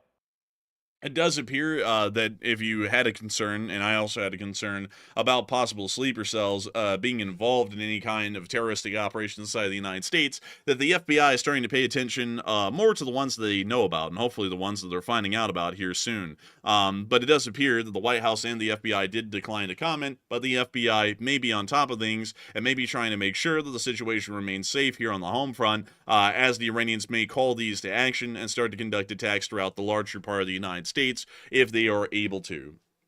So with that, that's a good thing to hear. At least it's a good thing to hear that internal security forces are trying their best to keep the situation under control here and also take care of anything if it's to pop up. But with that in mind, we are still waiting for additional information in the moment from the area of the Lavazon neighborhood. I once again want to reiterate this to folks that are coming on, that we are covering an ongoing story that started an hour ago while we were going on air, that air defense fire was heard over the city of Tehran, and then not long after, explosions were reported inside of the Lavazon neighborhood in northeastern Tehran, near to the area of the Lavazon Forest Park, where we have been able to hear, according to Israeli intelligence from the Mossad, that Ali Khamenei, the supreme leader of Iran, was inside of a bunker within that neighborhood with his family. We are not entirely sure at this moment if that bomb has actually taken him out or not. We know that there was a strike incredibly close to the bunker, that we are incredibly sure of at the moment, and we also have been able to hear that a massive amount of ambulances and IRGC forces and vehicles have arrived in the area and are refusing entry to practically everyone. So the situation at the moment, from what we're hearing of the gathering of the IRGC and the ambulances in the area, is suggesting that there's been some casualties that have happened as a result of that strike, and that also sounds to suggest that there are significant casualties, at least at the moment, of some IRGC officials that were in the area, most likely near to Khamenei, when he was targeted and attempted to be knocked out by the Israelis. We are still trying to cover that story right now as we're live on air. Information has been incredibly sparse at the moment. All we've been able to hear of is that the area has pretty much been swarmed by ambulances as well as IRGC vehicles, and that's about it so far. So we're still waiting for more information on what's going on inside the Lavazon neighborhood. And hopefully we'll be able to get some more information on that here incredibly soon. Also, by the way, I do have to give a massive shout out while we're waiting for this news to the 50,000 people who are here right now. We actually reached 63,000 people here at the peak of the stream, and I got to thank everyone so much once again for enjoying the stream so far. It's been an absolute honor and a pleasure to be able to cover this news for all of y'all, whether it's good or bad. We always take high pride in being able to cover our news and make it as accurate as possible, but at the same time, folks, if you would like to, please make sure to subscribe. We would love to have y'all here every single day. We cover breaking news developments whenever they happen around the world, whether it be the Ukraine war, the ongoing war in Israel and Iran, the East Asia situations. We cover literally anything and everything that happens in the world that has any kind of an impact on global conflicts or U.S. and Western foreign policy. So you can always expect this channel to be covering that kind of news. So if you'd like to subscribe, please feel free to, because this is the kind of coverage that we do every single day. And hopefully we will be able to get some news or information here. I'm once again going to tell y'all, do not be expecting that this is going to be a McDonald's fast food order in speed. Usually it would take hours for this sort of a confirmation to come out, whether he's living or dead. And considering that only about an hour has passed at this point, we still may be a good while away from an answer at all of what's happened in the Lavazon neighborhood and what may have happened as a result of that airstrike. The Israelis may also publish their own information as well here soon, but once again, that may also be a little bit time or a time away from right now at the moment. So with that, I hope that does give you all the best information that we have at the moment, at least of what's going on in the Lavazon neighborhood. But we also are hearing of an impending airstrike by the Israelis at the Rash Sephardud industrial town just to the southwest of the city of Rash, as we have been able to hear that a carbon fiber production facility is going to be targeted and destroyed by the Israelis that has been used to produce rocketry and drones for the Iranian armed forces. We have also been able to hear that the Israelis were able to confirm just a little bit earlier ago in the morning that they did hit and destroy the active IR-40 heavy water reactor at the area of the Arak heavy water reactor research site, meaning that a nuclear reactor has been destroyed by the Israelis hours ago. And we've also been able to hear of ongoing fires and strikes around the area of Shiraz. We are also hearing that U.S. forces are starting to move into the area in slightly larger numbers. And we've also been able to hear that every single naval asset in the Persian Gulf based in Bahrain and Qatar has left. They are now out of the Persian Gulf as of this moment, according to sources that were able to speak on the matter. So it does appear that the United States has moved all of its vulnerable naval assets that were in the Persian Gulf that may have been encircled out of the area. And we also were able to hear that any unprotected aircraft at the Al Udeid air base inside of Qatar have also been evacuated as well. We also were able to hear it even more and quite clearly telling sort of an information about blood shipments that are now making their way into the area. Medical logistics have been delivered and reinforced, along with pre-positioned blood supplies deployed across the CENTCOM region in case U.S. forces are attacked. The fact that they're moving perishable blood supplies into the region is clearly showing us that there is an inevitable conflict coming up here in the near future, and there most likely will be some casualties, or at least an expectation of casualties, that is had by U.S. CENTCOM Command, and that is why these perishable blood supplies are being transported into the area, so that way there's any wounding or possible fatalities of U.S. forces, they can at least give it a good college try to try and save their lives, or do as much as they can for them. But the movement of blood supplies such as this at this moment, while sounding like a smaller statement, it does appear that the United States is getting ready for a possible major military confrontation with the Islamic Republic of Iran here within the near inevitable future. So we are still waiting for more information on the U.S.'s position. Once again, we are hearing a generally wild or erroneous claim that the U.S. is considering the use of tactical nuclear weapons. We generally consider that to be highly unlikely here on the channel, and also pretty reckless to even suggest. But outside of that, that is the news news that we have at the moment. We have also been able to hear of some further developments near to the area of Syria, as we actually got to hear that the U.S. Special Envoy to Syria, Tom Barak, actually gave a warning that any involvement by Hezbollah in the Iran-Israel conflict would be a very bad decision, according to the AFP. So it does seem that the U.S. Special Envoy for Syria is starting to give a little threat to Hezbollah inside of Lebanon, then any further hostile actions by them will be met with pretty bad consequences, either by the Israelis or the U.S. We're not entirely sure. The Russian Federation has also piped in as well a little bit today, warning the U.S. against any involvement in the conflict, and we were able to hear Maria Zakharovka, who is probably the worst actor in the world, make a statement on that situation today, which we can see right here. Хотели бы особо предостеречь Вашингтон от военного вмешательства в ситуацию, что стало бы крайне опасным шагом с поистине непредсказуемыми негативными последствиями. That was the statement from the Russians. We also have more developing news at this moment. All right, so right now we're hearing from the Iranian Civil Aviation Organization that flight cancellations and the closure of airspace have been extended until Friday at 2 p.m. So that's tomorrow at 2 p.m. in Iran time that the flight cancellations and closure of airspace will be extended to. So that does indicate more attacks happening through 2 p.m. tomorrow in Iran's time. So that's a big piece of news happening right this second. And also, we are hearing from Global Military Info on Twitter that there is a possibility that KC-46A tankers operating under the call signs of 3 different type of tankers here are currently pre-positioning across the Pacific in preparation to support bomber movements. And if confirmed, this activity suggests that additional U.S. bomber assets may soon be deployed to Diego Garcia, which is our base in the Indian Ocean. And we're currently seeing here that the call signs have been previously associated with strategic bomber transfer missions. And it looks like they are outbound to probably Diego Garcia, and they're leaving right now off the Pacific coast right now. So very interesting to see.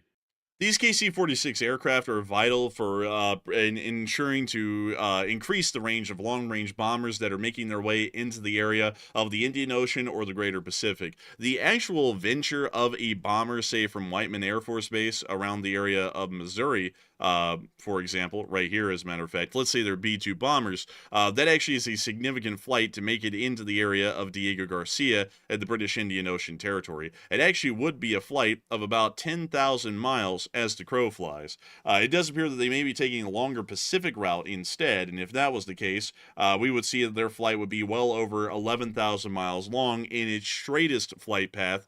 In its longest flight paths, it may be a good bit longer, meaning that in-air refueling would be necessary to get these aircraft into the area of Diego Garcia. We did see in the past when the Yemeni Houthis were to be hit and struck by the B-2 bombers that those aircraft did move once again through the Pacific with strategic stratotankers such as these being placed along the route to refuel them and help them along their way to the area of Diego Garcia. So it is highly likely that at this moment these fuel tankers are repositioning themselves to be able to get into position to help these B-2s to once again arrive at the Diego Garcia facility, which we can see right here.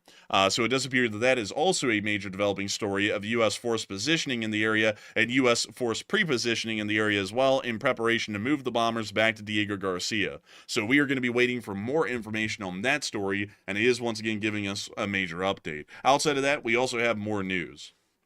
All right, so we are getting some breaking news right this second. We are hearing from President Putin's spokesperson. I assume this is Dmitry Peskov, the very rat-looking fellow. He is saying that Russia will respond extremely negatively if Khamenei is eliminated. Now, that is intentionally vague. That leaves the pretty much the playing field wide open. It could be simply strong words from Russia, or it could be maybe that Russia tries to attack the West.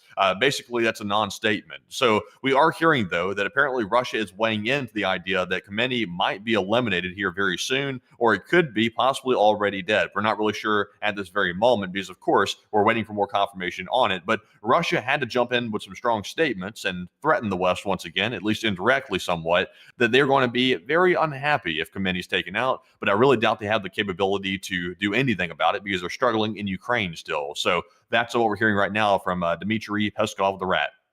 It does appear that the rat has stated that the Russians will be displeased and will be very sad if Khamenei is dead. The fact that they are making this statement is also suggesting that the Russians may have credible intelligence that Khamenei has actually just been killed. We still don't know. I want to make that clear. We do not know on the channel whether he's dead or alive.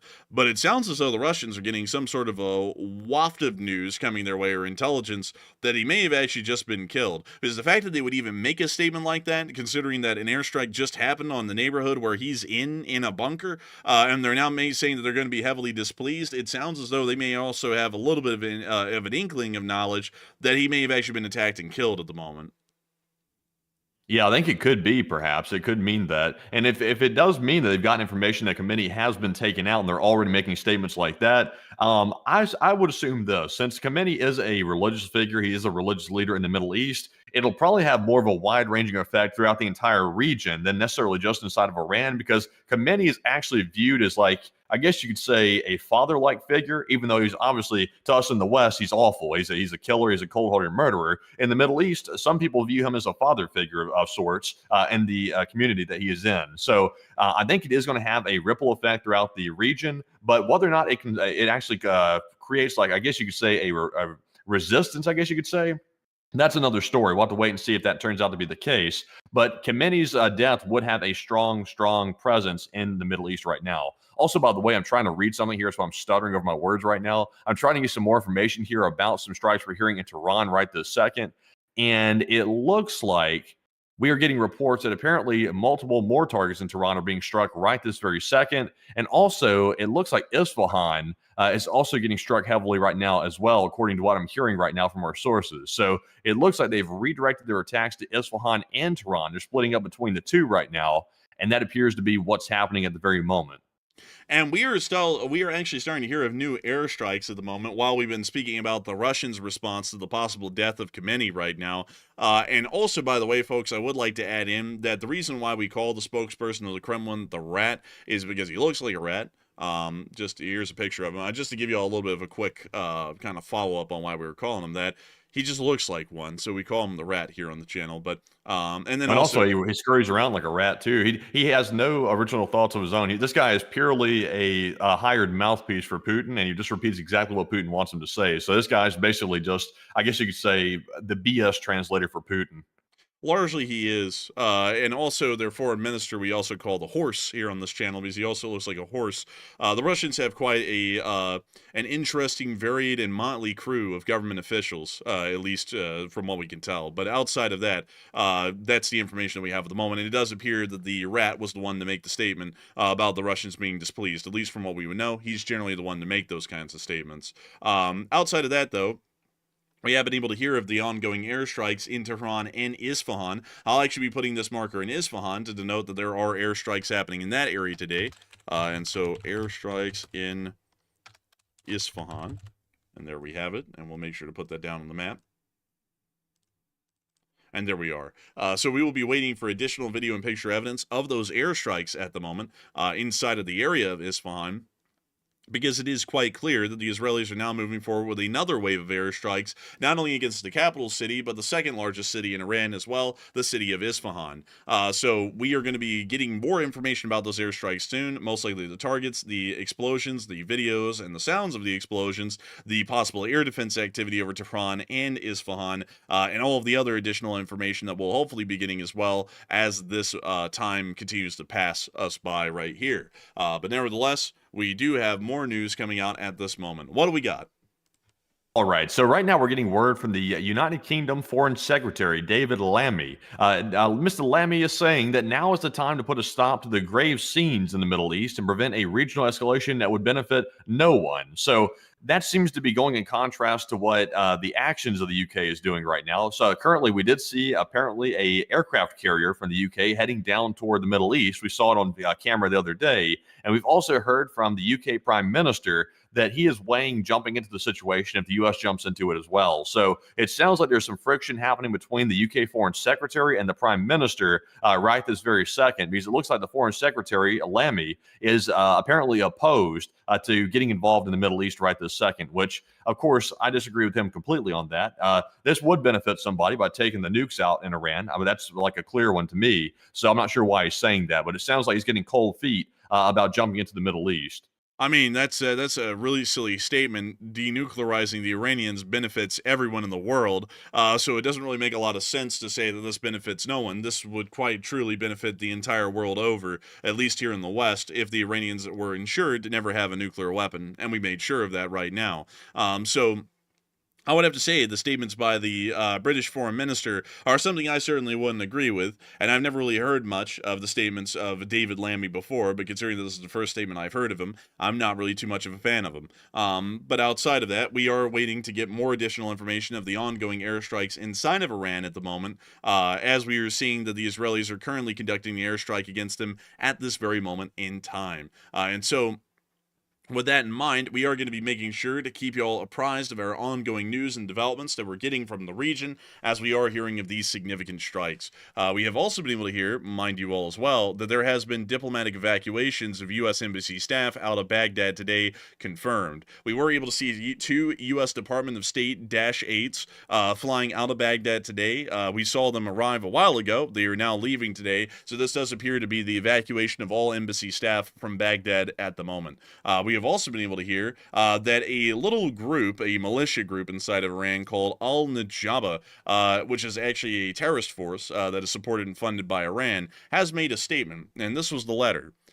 I unfortunately cannot read Arabic too well, and specifically this font. So I will have to give you all the summary that was written up by Stephen Nobble over here on the right. And according to Stephen Nobble, the head of the Iranian-backed militia Al-Najaba threatens the U.S. citizens, U.S. soldiers, U.S. diplomats, and U.S. interests in the region if any harm is done to the Iranian supreme leader, which actually, funnily enough, we're talking about his current condition right now, because it appears that he might actually be dead, maybe. But beyond that, it does. We can also see that this was timestamped on 2025 of the 6th month of and 19th day, which would line up exactly with the time zone that the Middle East was in just a few hours ago, meaning this statement was issued by Al-Najaba just a little while ago. He might want to get a cup of Java and sit back a little bit, because making threats like this against the United States usually do not bode well, especially for small groups like this. And so we will most likely be seeing that if anything happens to the Iranian supreme leader, or if the United States takes any military action against the Iranians at all, that this little group, along with multiple other proxies, may try and jump on U.S. bases and forces within the area, which is once again making it all the more prudent and worthwhile to get embassy staff and non-essential diplomatic personnel and military personnel out of the region. Otherwise, they could face possible injury or death at the hands of these proxy forces that the Iranians have quite literally scattered throughout the whole region. It is also making it quite clear that the Iranians are largely, maybe even holding back their proxy forces to pretty much get that extra little boost if the U.S. joins, and to hold those off, to pretty much use them as a future threat, to say, we're not doing this now, but if the U.S. joins, we will do this later. So that also could be a high likely possibility. But a lot of people are also talking about what really will bring the war in Iran to an end. We were able to hear earlier that the Israelis were stating that no matter what, the war could be over within weeks, but if the U.S. joins, it could be a matter of days. And this is actually spurring a lot of people to speak about what they believe will actually bring an end to this conflict. Will it be the fact that the U.S. would join against Iran, or could the Israelis just continue their strike campaigns and rip the Iranian government asunder on their own? And Matthew, what are people thinking about this, and what are you thinking about it as well? So it looks like about 42% of the audience said U.S. involvement against Iran would bring Iran's war effort to a very quick end, while 38% said a continued Israeli strike campaign will naturally bring the war to an end over time, over the next couple of weeks, and about 7% said tactical nukes on Iran nuke sites. Now, of course, the tactical nukes would probably bring the war effort to an end, if I'm being perfectly honest. But at the same time, though, it could bring a lot of lives to an end as well, because that fallout from that tactical nuke hitting a nuclear site would be devastating, because we're not really sure exactly which way the fallout would be carried. And it could be carried into other populated areas of Iran where innocent civilians are located, or it could be carried even into neighboring countries, which would obviously kill people in other countries surrounding Iran. So I don't see any situation where that would be justified under the current situation. So hopefully that's not even on the table. Hopefully that's a false story that we've been hearing in the news. I would say, generally speaking, U.S. involvement against Iran is needed at this point, because Israel is getting hammered. Like, I get the fact that Israel wants to have a proud national defense, but Israel is also getting hammered at the same time. So they're not going out of this unscathed. And I think the U.S. does need to step in to help them out a bit, because it looks like they're running out of interceptors and they're running out of air defense munitions to take down these incoming Iranian missiles. And even though the Israelis are doing a really good job taking out the missile launchers, it's still an ongoing problem. So I'm generally with the 44%. The U.S. could get involved and simply go drop some bunker busters on Fordo and also assist with taking out some of the top leadership, and that should decapitate the head of the snake. And that should bring the situation to a pretty quick end. It's not going to be immediate. Nothing's going to be immediate, but it will be a pretty quick end, probably within a few days and up to a week. So I'm with the 44%. But Enforcer, what say you? And I would have to say that I do believe that U.S. involvement against Iran will end this rather quickly. And I see some people saying, oh, no, it'll be a forever war. No, if we don't get involved on the ground, it's not our problem. It's not a forever war. We just bomb them from above. We drop a bomb on Fordo. We drop a bomb on Khamenei. If he's not dead yet, I mean, he might actually be dead right now. We drop a bomb on Khamenei. We drop a bomb on Fordo. We drop a bomb on a couple of the other top Iranian officials who still are left alive.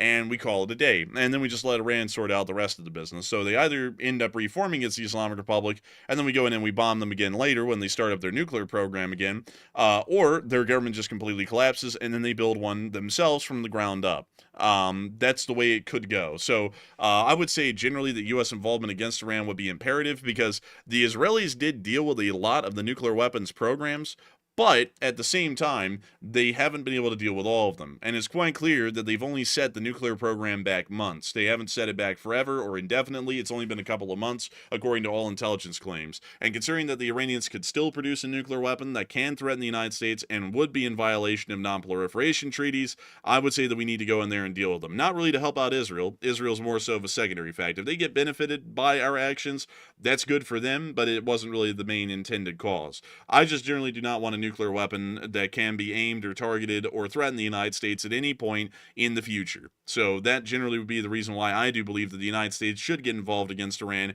and deal with it right now, effective immediately. As soon as forces get into the area and they are ready to go, the plans should be executed immediately. And also, at the same time, even if we got involved, I see people saying we shouldn't get into any more wars in the Middle East. I get the fact that people don't want to go back to war in the Middle East. We've had a very storied history there. We've been caught up in forever wars. I am not suggesting whatsoever to go back to the Middle East and get caught up in a forever war. By no means. By striking for dough, we would not be doing that. And also by striking with airstrikes and air assets into areas where the top Iranian leadership is, that would generally take care of the problem pretty quickly. So, we would be seeing basically a power struggle after that, and who takes charge of Iran afterward is kind of up in the air right now.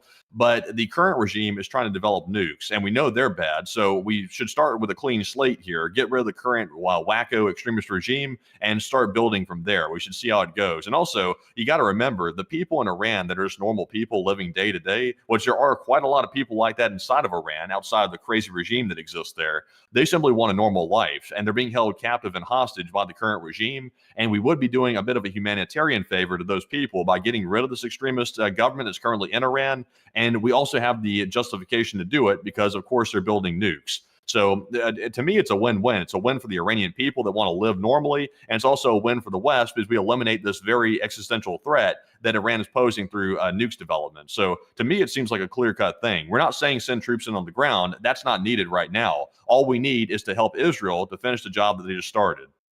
I would agree. I would pretty much agree with that completely. It pretty much ends up becoming a net win-win for everyone. And on top of that, a lot of people don't realize this, but everyone keeps going, "Oh, why is the Middle East so unstable? It's a hellhole." And it is. It actually is. There's a lot of terrorist forces throughout the Middle East: Hezbollah, Hamas, the Al-Najaba, the Al-Houthis, so on and so forth. There's an endless list of them. There's little Al-Qaeda splinter cells. There's ISIS groups that still are in hiding. I mean, it's a cesspit of terrorist forces.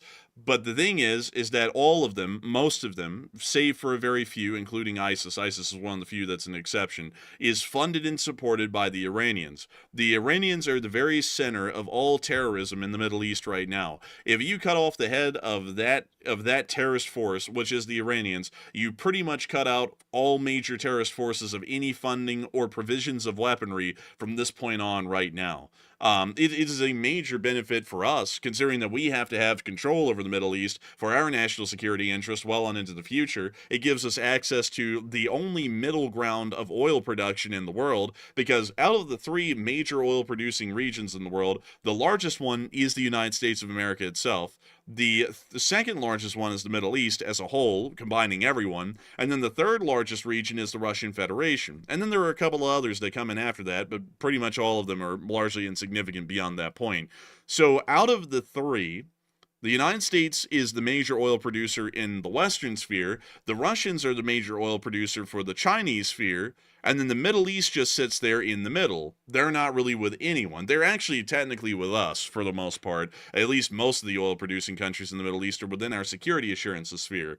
But that means that we have to be able to maintain that security assurance sphere so that way that entire region doesn't end up falling into Chinese hands. The cost of transportation is a huge part of economic activity, and if you're able to make the cost of transportation cheap because within your specific sphere oil is cheaper or more readily available, that means that your economy is able to grow at a faster speed. We need to make sure that these oil resources in the Middle East remain Western or American aligned and do not end up falling into a Chinese alignment. And so destroying the Iranians would ensure that no terrorist forces exist that could destabilize the region and slowly turn it into a truly neutral or pro-Chinese sort of a sphere, or at least an area of their sphere of influence. So that's what I would generally say at the moment. But with that, we're also going to take a little bit of time to get to chit chat with all of y'all, because we do have a little bit of a break in the news at the moment, and considering that we have not gotten any more statements or updates from the Lavazon neighborhood, at least right now, we are going to be gathering a couple of questions from y'all in the meantime. Also, by the way, folks, before we even get to that, once again, if you have not subscribed, please do. We would love to see y'all join the channel. We have 426,000 subscribers in this channel, and we'd love to know that if you enjoy this news, that you continue to get more of it. We cover streams like these literally every day at this point. We haven't taken a break for 10 days right now. Usually we take Mondays as an off day, but if there's major breaking news happening like it is so far, we don't have any off days. We're literally here 7 days a week covering the news in videos and also streams like these. So make sure to subscribe. Hopefully y'all will enjoy it, and hopefully y'all like our community. We have a pretty nice little community here. But with that, it is time for us to get on into a couple of questions. So what do we got, Matthew? And man, I'll tell you what, the Iranians must have deployed their bot farms or something today, because the bots are insane in the chat. Like people coming in here, like praising the Iranian regime and things like that. I haven't seen it like this the entire time we've been covering it. So whatever has happened today has been like a flip of a switch for like the Iranian bots coming in, which is just wild. I mean, y'all might have seen me in the chat, like deleting account after account that's coming in here that's just saying absolutely wild and hateful stuff toward the United States. It's really crazy. But jumping into our first super chat here, this one is a very generous $100 donation from Scott M3728. And thank you very much, Scott, for that support. He said, old school reporting like Edward R. Murrow and Ernie Pyle, and facts based with political neutrality and a good dose of humor. And you guys are the best. And I got to thank you for the massive support and the kind thanks, Scott M. Because we love to know that we are able to pretty much embody or possess generally the same kind of aura or news reporting style that a lot of people say that we've had, like Ernie Pyle or Moreau, or for example, I think another one that's been used a lot was oh gee, who was it, Matthew? It was the really big one at the time, back in the Walter day. Cronkite? Yeah, Walter Cronkite. A lot of people have also related us to Walter Cronkite, and we are absolutely honored to have a lot of people comparing us to that kind of golden age of news coverage, because that's generally what we were looking for creating this channel. At least back in the day when I first started it, I wanted to create a world news channel. Matthew joined me about like 28 days, about a month in, just about. But when I originally started the channel, I wanted this channel to show what news should be. I wanted it to be as politically neutral as possible, largely talking about the facts, the details, the information, and not getting into any kind of domestic political commentary, and pretty much making it a domestic political show that is extremely partisan in nature. And so we are absolutely honored to know that you find this channel to pretty much meet those marks, Scott M, and we're pretty much able to represent that kind of news coverage that old news coverage should be around the world forever. Hopefully, through our example here on YouTube, we'll be able to start a tectonic shift in the actual news coverage that happens even on mainstream news organizations, because they're either going to have to adapt with the times or go the way of the dodo. At least that's what I would hope. But beyond that, I do thank you massively so much once again for support. I hope that does address that well, and your support is helping us to make this channel possible and keep it running. A big thing really quickly, folks, I want to say this as well, is that some of y'all may be wondering, why are we addressing super chats? This channel does not have any ads on our streams. We run ad-free streams. So if you're watching the channel right now, the only way that we're able to do this behind the scenes as our full-time job, is this is how we make our living, is through the people who throw in super chats to support the channel. It's a crowd-funded channel for the large part. And so these people literally make our bread and butter. So that's why we make sure to read off super chats and thank each person individually, because whether it's $1 or $500, which is a super chat cap, these folks who are supporting this channel right now are making it possible for you and me to be here right now.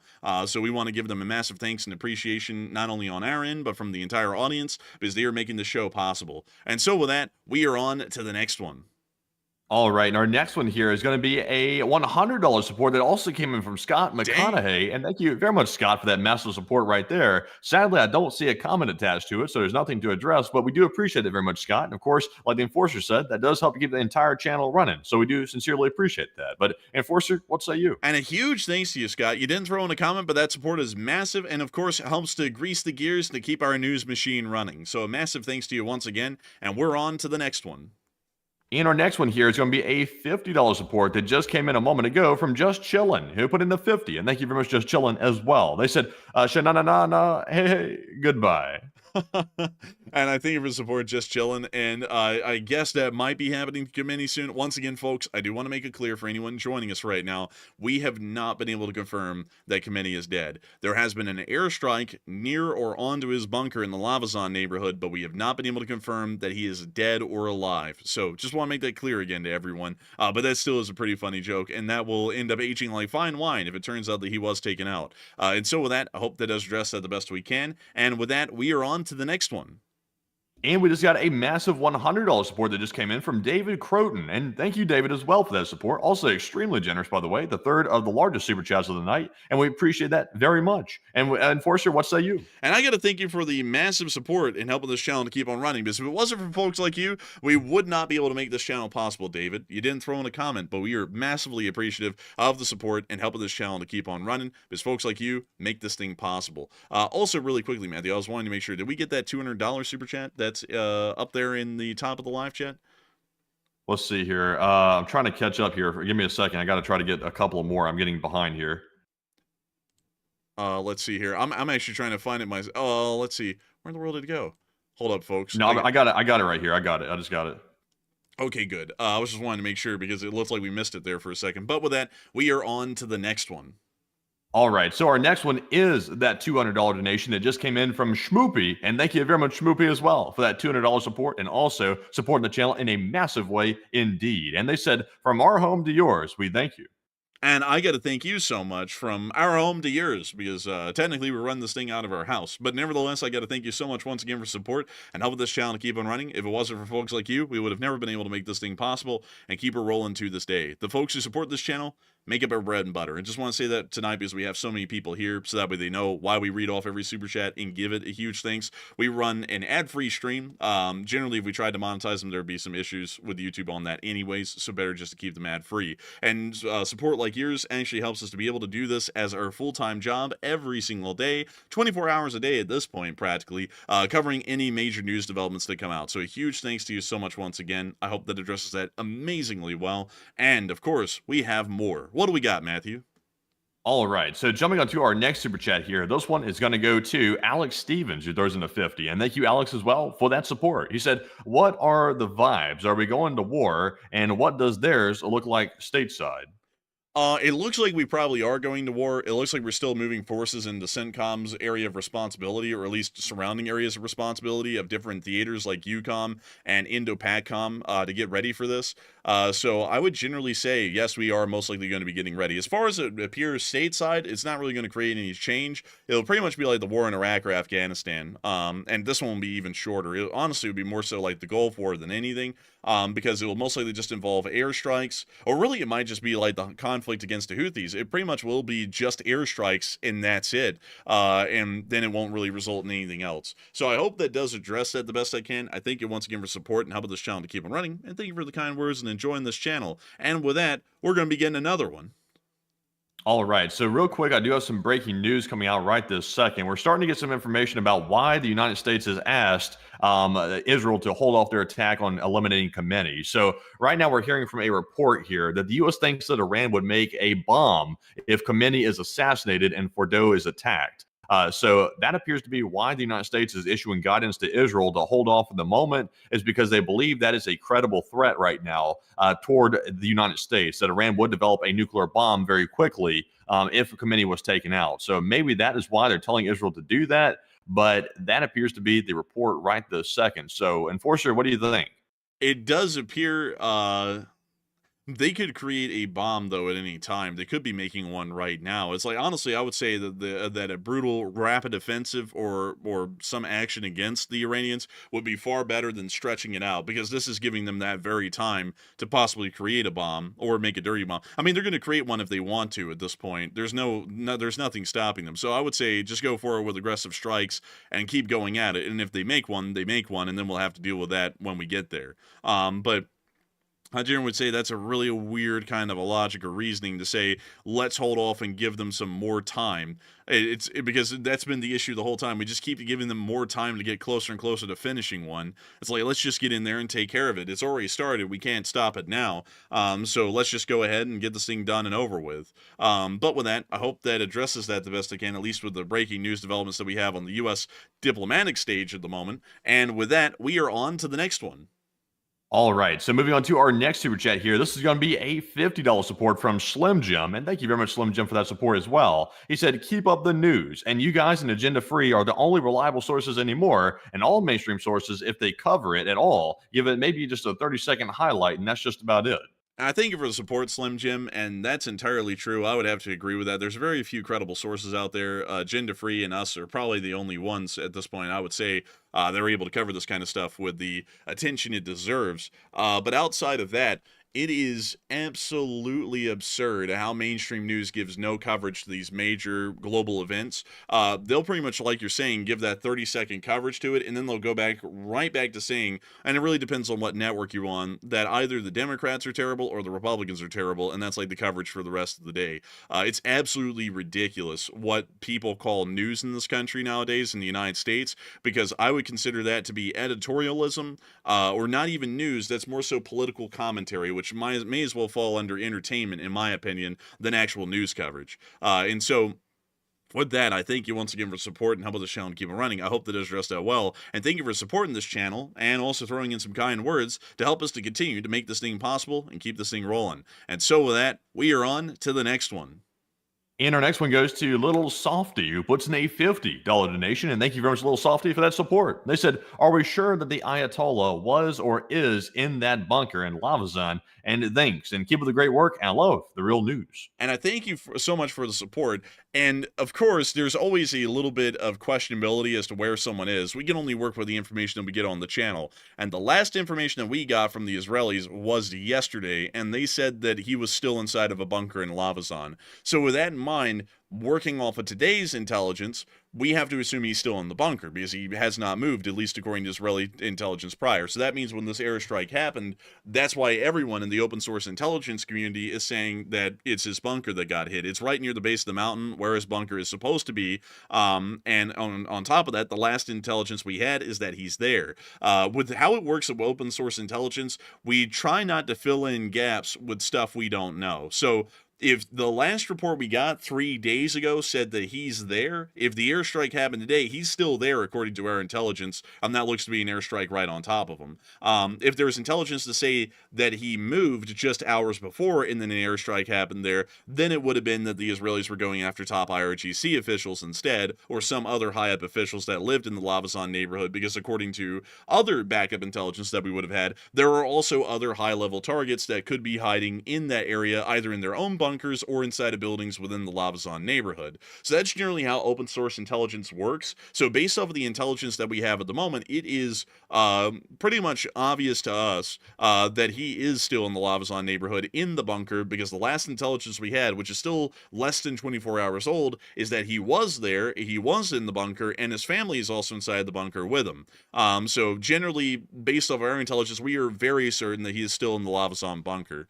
So with that, I hope that does address it the best I can. I hope that also kind of goes through the process of how we go through information reporting to say with a decent amount of certainty that he is there, because that's generally how it works. We're not like other channels who sometimes come up with stuff out of thin air, and they'll just say something like, Khamenei's in a helicopter, he's in Russia, or something like, like we don't have any proof to confirm any of that stuff. Back when we covered the collapse of the Assad regime, which actually went very similarly to this, we were not able to confirm that Assad was in Russia even after the country completely collapsed and Jelani's forces in the HTS were in Damascus, until we were able to confirm from the Russian government that he was in Russia and he had made it there 3 days prior.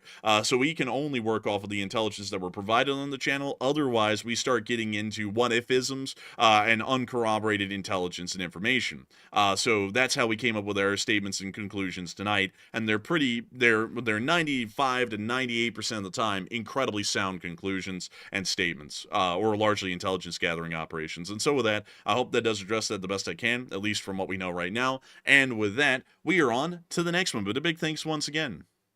Yes, indeed. And our next super chat goes to JJTT, who puts in a $25 donation. And thank you very much, Mr. JJ, for that $25 support and also helping to keep the channel running. And we do appreciate that. And we also have a $20 support from Wantan888, who said, random happier news. Honda just became the first Japanese company to launch and re-land a rocket ship like SpaceX's rockets. And all that went through my mind is Japan's ground control being like engaging VTech in T-5. That's very funny. Let's take a look at the pictures. So it appears to actually be about the size of a Blue Origin rocket. Let me see if I can put this up here. There it is. So it was about the size of a Blue Origin rocket. It did successfully land. So that's actually pretty interesting news. And it does appear that a lot of people are getting into the vertical takeoff and landing systems of the rockets, very similar to that in the SpaceX. Blue Origin was the first one to follow after SpaceX. And now it appears that Honda, which I believe is a Japanese Zaibatsu, is now following along in those footsteps. So a little bit interesting to note right there. So a big thanks to you for the support. Very interesting news to hear as well, on a side note there, on just some technological and innovation news, but very great to hear nonetheless. And so a big thanks to you so much once again. I hope that does address that well. And with that, we are on to the next one. And we also have a very generous $100 donation that just came in from Brian M. And thank you very much, Brian, for that very generous support right there. One of the largest ones of the stream. And Brian said, for bread and butter. And honestly, Brian, I'm still on that bread and butter diet. Actually, no butter, just bread, actually. And occasionally some jam to go on top of it. I upgraded yesterday to some chicken and rice I cooked and had to make a huge pot of it. But I'm still on the bread, chicken and rice, and yogurt diet for right now. So kind of a little bit sparse these days. I'm so starving, though. I want to eat some more. But maybe we'll get some time to eat. But thank you very much, Brian. And Enforcer, what say you? And we are on that starving diet. Well, at least Matthew is, not me. I actually had a pretty good sandwich yesterday. But beyond that, I do thank you for the massive support for the Bread and Butter Fund, because we absolutely need bread and butter. Bread and butter is very important to us. It's a part of our diet, a big part of our diet. And I've got to thank you massively for helping this channel to keep on running, because if it wasn't for folks like you, we wouldn't be able to keep this channel running and make this thing possible. So a massive thanks to you so much once again, Brian M., because if it wasn't for folks like you, no one could be here, either Enforcer Matt or me, or the 36,000 people here live watching this news right now. So a huge thanks to you so much once again, and we are on to the next one.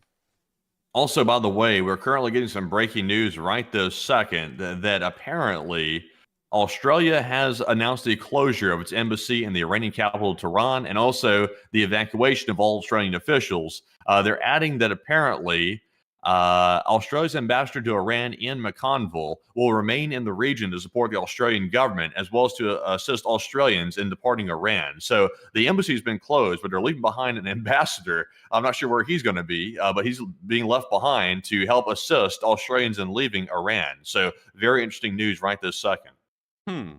I got to say that that's going to be a little bit of an interesting situation for that ambassador. I guess he becomes a roving ambassador at that point, traveling around Iran. Not really sure, but that's still an interesting development nevertheless. But with that, we are on to the next one. And our next super chat goes to Sam1234, who puts in a 20. And Sam said, the little jokes inserted into super professional coverage is hilarious, and Schrodinger's Khamenei. And all I saw in LA was some tweakers from the other day. Well worth a 20. And I gotta thank you so much for the support, Sam1234. We actually usually joked on our streams a lot more well before this, but we generally don't want to turn it into like a Marvel Avengers movie where it used to be very serious with like one or two jokes, and now every single one of those movies is literally like a slapstick comedy routine. We want to make sure that our news coverage is still professional, but I can't help but crack like a little joke at something here and there because some of it's pretty absurd when you sit back and look at it. Beyond the seriousness of everything that's going on and we're covering, when you sit back and take a look at it, it is always a little bit comedic. And then on top of that, of course, we've been covering stuff like this for 1,212 days straight. If y'all thought we've been working like machines right now, you should have seen how we were working on the war in Ukraine for a wildly long time. And once you see enough of that stuff, you've got to have a sense of humor or else it'll overwhelm you. And a lot of people don't really understand that. You got to take things in stride and laugh at it a little bit, because yes, what we're watching are serious events, and there are people getting schwacked, as I would say, in the region, in Iran, elsewhere. But at the same time, you can't act like every single one of those persons you actually knew. Otherwise, you're just going to emotionally overwhelm yourself. And the truth is that it doesn't even really change anything. Those people are dead at this point. There's nothing we can do to change that, stop that, or save them. So at this point, you either laugh or you cry. And generally, I usually pick the laughing route because this is my job, and I've got to get up tomorrow and do this again. Maybe that's why I have a different outset on it than some people who are just viewers and watch it and can kind of stop watching it and start watching it whenever they want. We can't because this is our daily job. So I completely subscribe to that kind of mindset. And I thank you so much for appreciating the occasional jokes that we try and throw into the stream, very rarely at this point, here and there. But a big thanks to you so much once again. I hope that is addressed that well. And with that, we are on to the next one. And our next one goes to Alex Witter, who puts in a $20 donation. And thank you very much, Alex, as well, for that support. He said, are considering sure, but they consider everything. They discuss all options, and most don't make it off the drawing board. And he's referring to the tactical nukes. And I would completely agree. I don't think it's ever going to make it off the drawing board. I think that's just some sort of a crazy idea. Kind of like MacArthur saying that they ought to bomb the Yalu River with atomic bombs back in the Korean War. I think it's one of those crazy ideas where that clearly will never happen. So I'd agree with you, and I thank you for the support. And with that, we're going to be getting another one. All right, so our next one here goes to D.E. Bowen, who puts in a 20. And thank you very much, D.E. Bowen, as well. He said, keep up the great work, and LSA. And thank you so much for enjoying our great work, and we will try and keep it up the best we can through our toil. And so a massive thanks to you so much once again, and we're going to be grabbing another question. And this one goes to Angelo, who puts in a 20. And Angelo said, thank you for the excellent coverage and dedication to delivering crucial news, and your efforts truly do make a difference. And thank you so much for enjoying our delivery of crucial news. We are trying our best to make sure that it's a great success every day, and it does appear that many people have found a great deal of value here in our channel, and to that we are greatly honored. I cannot say it enough, again, how greatly honored we are, because if it wasn't for folks like you, we just would never be able to make this channel possible. We wouldn't be able to be the voice in news that a lot of people are saying we are, like a new Cronkite or an early Ernie Pyle or a Moreau. We wouldn't be able to be those kind of people without y'all support. We massively thank you for that, Angela, and helping this channel to keep on rolling. And so with that, we are on to the next one. And we also have a 20 from David Croton, and he said, thanks, and take one from the chat. And thank you, David, as well, for that support, and we shall grab one from the chat. And the live chat question is going to go to Ben K, who said, do you have any ideas as why Iran has such seemingly small amounts of missiles? Why do they have so few missiles?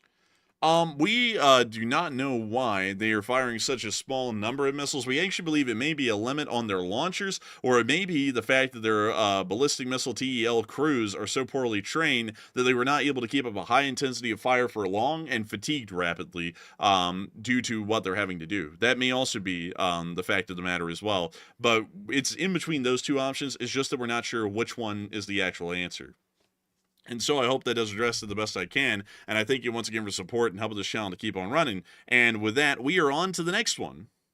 And our next one here is going to go to Tony Capitorto, who says there have been several cargo aircraft, flying into Tehran from China, abandoning their flight path destination. And last night, those flights were turning off their AIS to fly dark. And do you think China is sending weapons? Also, by the way, Tony, I actually did get a word apparently from some White House officials or some government officials in the U.S. saying that they are concerned by the fact that it appears to be that cargo aircraft are flying into Tehran from China.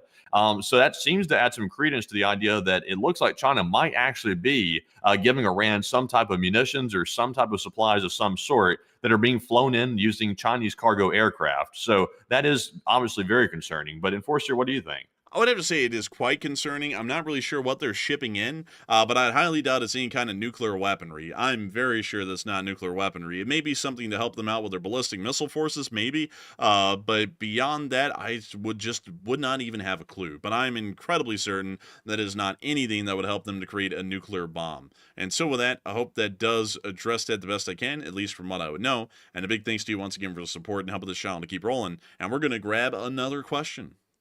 And this one goes to Ken Burner, who puts in a 20 and said, is the B-61 Mod 11 ground penetrator more effective than the MOP? I would assume, considering that that is a tactical nuclear weapon or a gravity bomb or pretty much a gravity drop nuclear weapon, I would assume yes.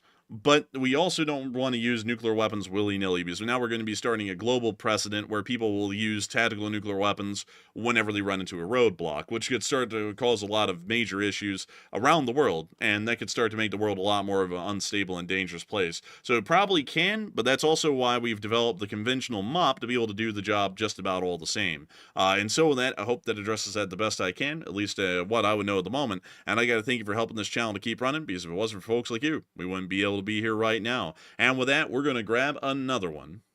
And this one goes to Arash Monjazeb, who puts in 820. And Arash said, thank you for all the detailed work here on the channel. And thank you so much for the support and enjoying the detailed work. We try our best to make sure that the news is as detailed and accurate as it can get. And I hope that we've been able to meet that mark today again. 630,000 people have watched the stream so far in less than 2 hours. So I'm supposing or hoping that we hopefully did. And so big thanks to you so much once again. And with that, we're on to the next one. And big shout out to New Wellington for throwing in a 20. And they said Japan originally attacked Pearl Harbor over fuel. And now that China is sending warships toward that way, is it possible this is happening again? It is possible that it could be happening again. I would highly doubt it, though, because the Chinese also have the Russians to lean on for oil and petroleum supplies if they wanted to. So I would generally say I would doubt it, at least at this moment. Because it's not like the Japanese, which were entirely reliant on U.S. oil at the time, because that was the only oil accessible to them. In the modern day, the Chinese have options. So a big thanks once again. They also have U.S. oil as an option as well. They could just buy ours. But with that, I hope that does address it the best I can. And we are on to another question. And our next one goes to Nick, who puts in a 20. And thank you, Nick, as well. He said, for the T Fund and love from the UK. Hey, and thank you so much for the support, and thank you for sending some love from the UK. It's really cool to know that we have viewers from quite literally around the world watching this channel, and we thank you so much for supporting it and helping it to keep running, because if it wasn't for folks like you, we wouldn't be able to be here right now. And so with that, we are on to the next one. And our next one here is going to go to, let's go jump to it. This one goes to Traveling Tramps, who puts in a $111 donation. And thank you very much, Traveling Tramps, for that generous support over several different streams over the last couple of days. And we do appreciate that. They said, as always, I'm loving the stream, guys, and hoping for some good news soon. And I won't be as disappointed as Putin.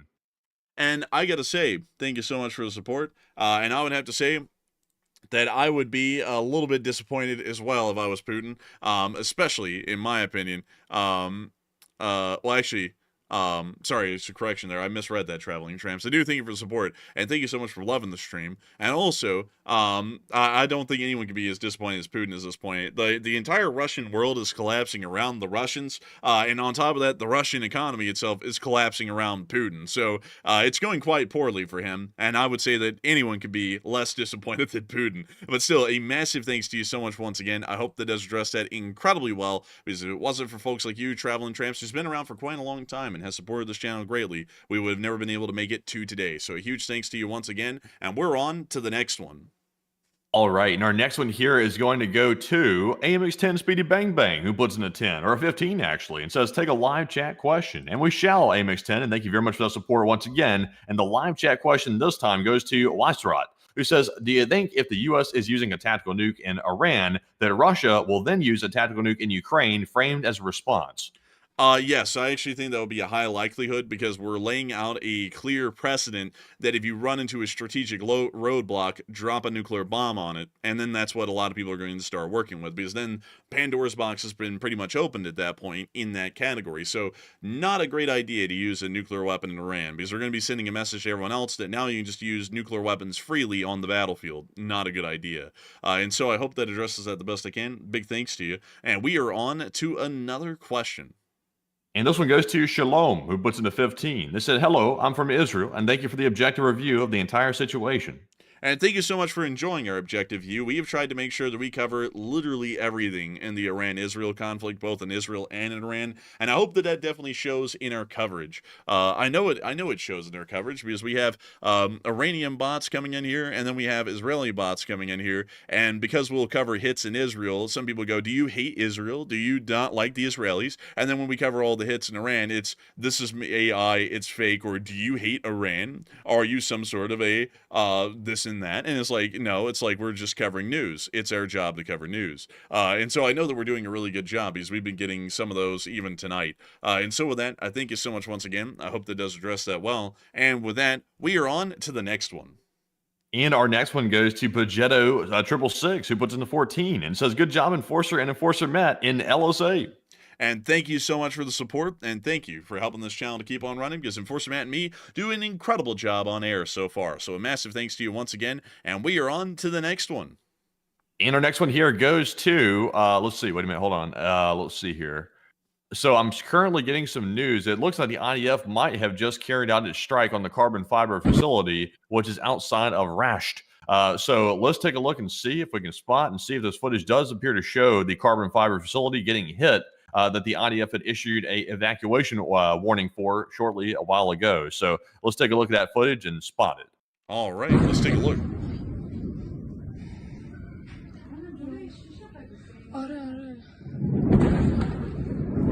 This appears to have been filmed from a residential area nearby, possibly.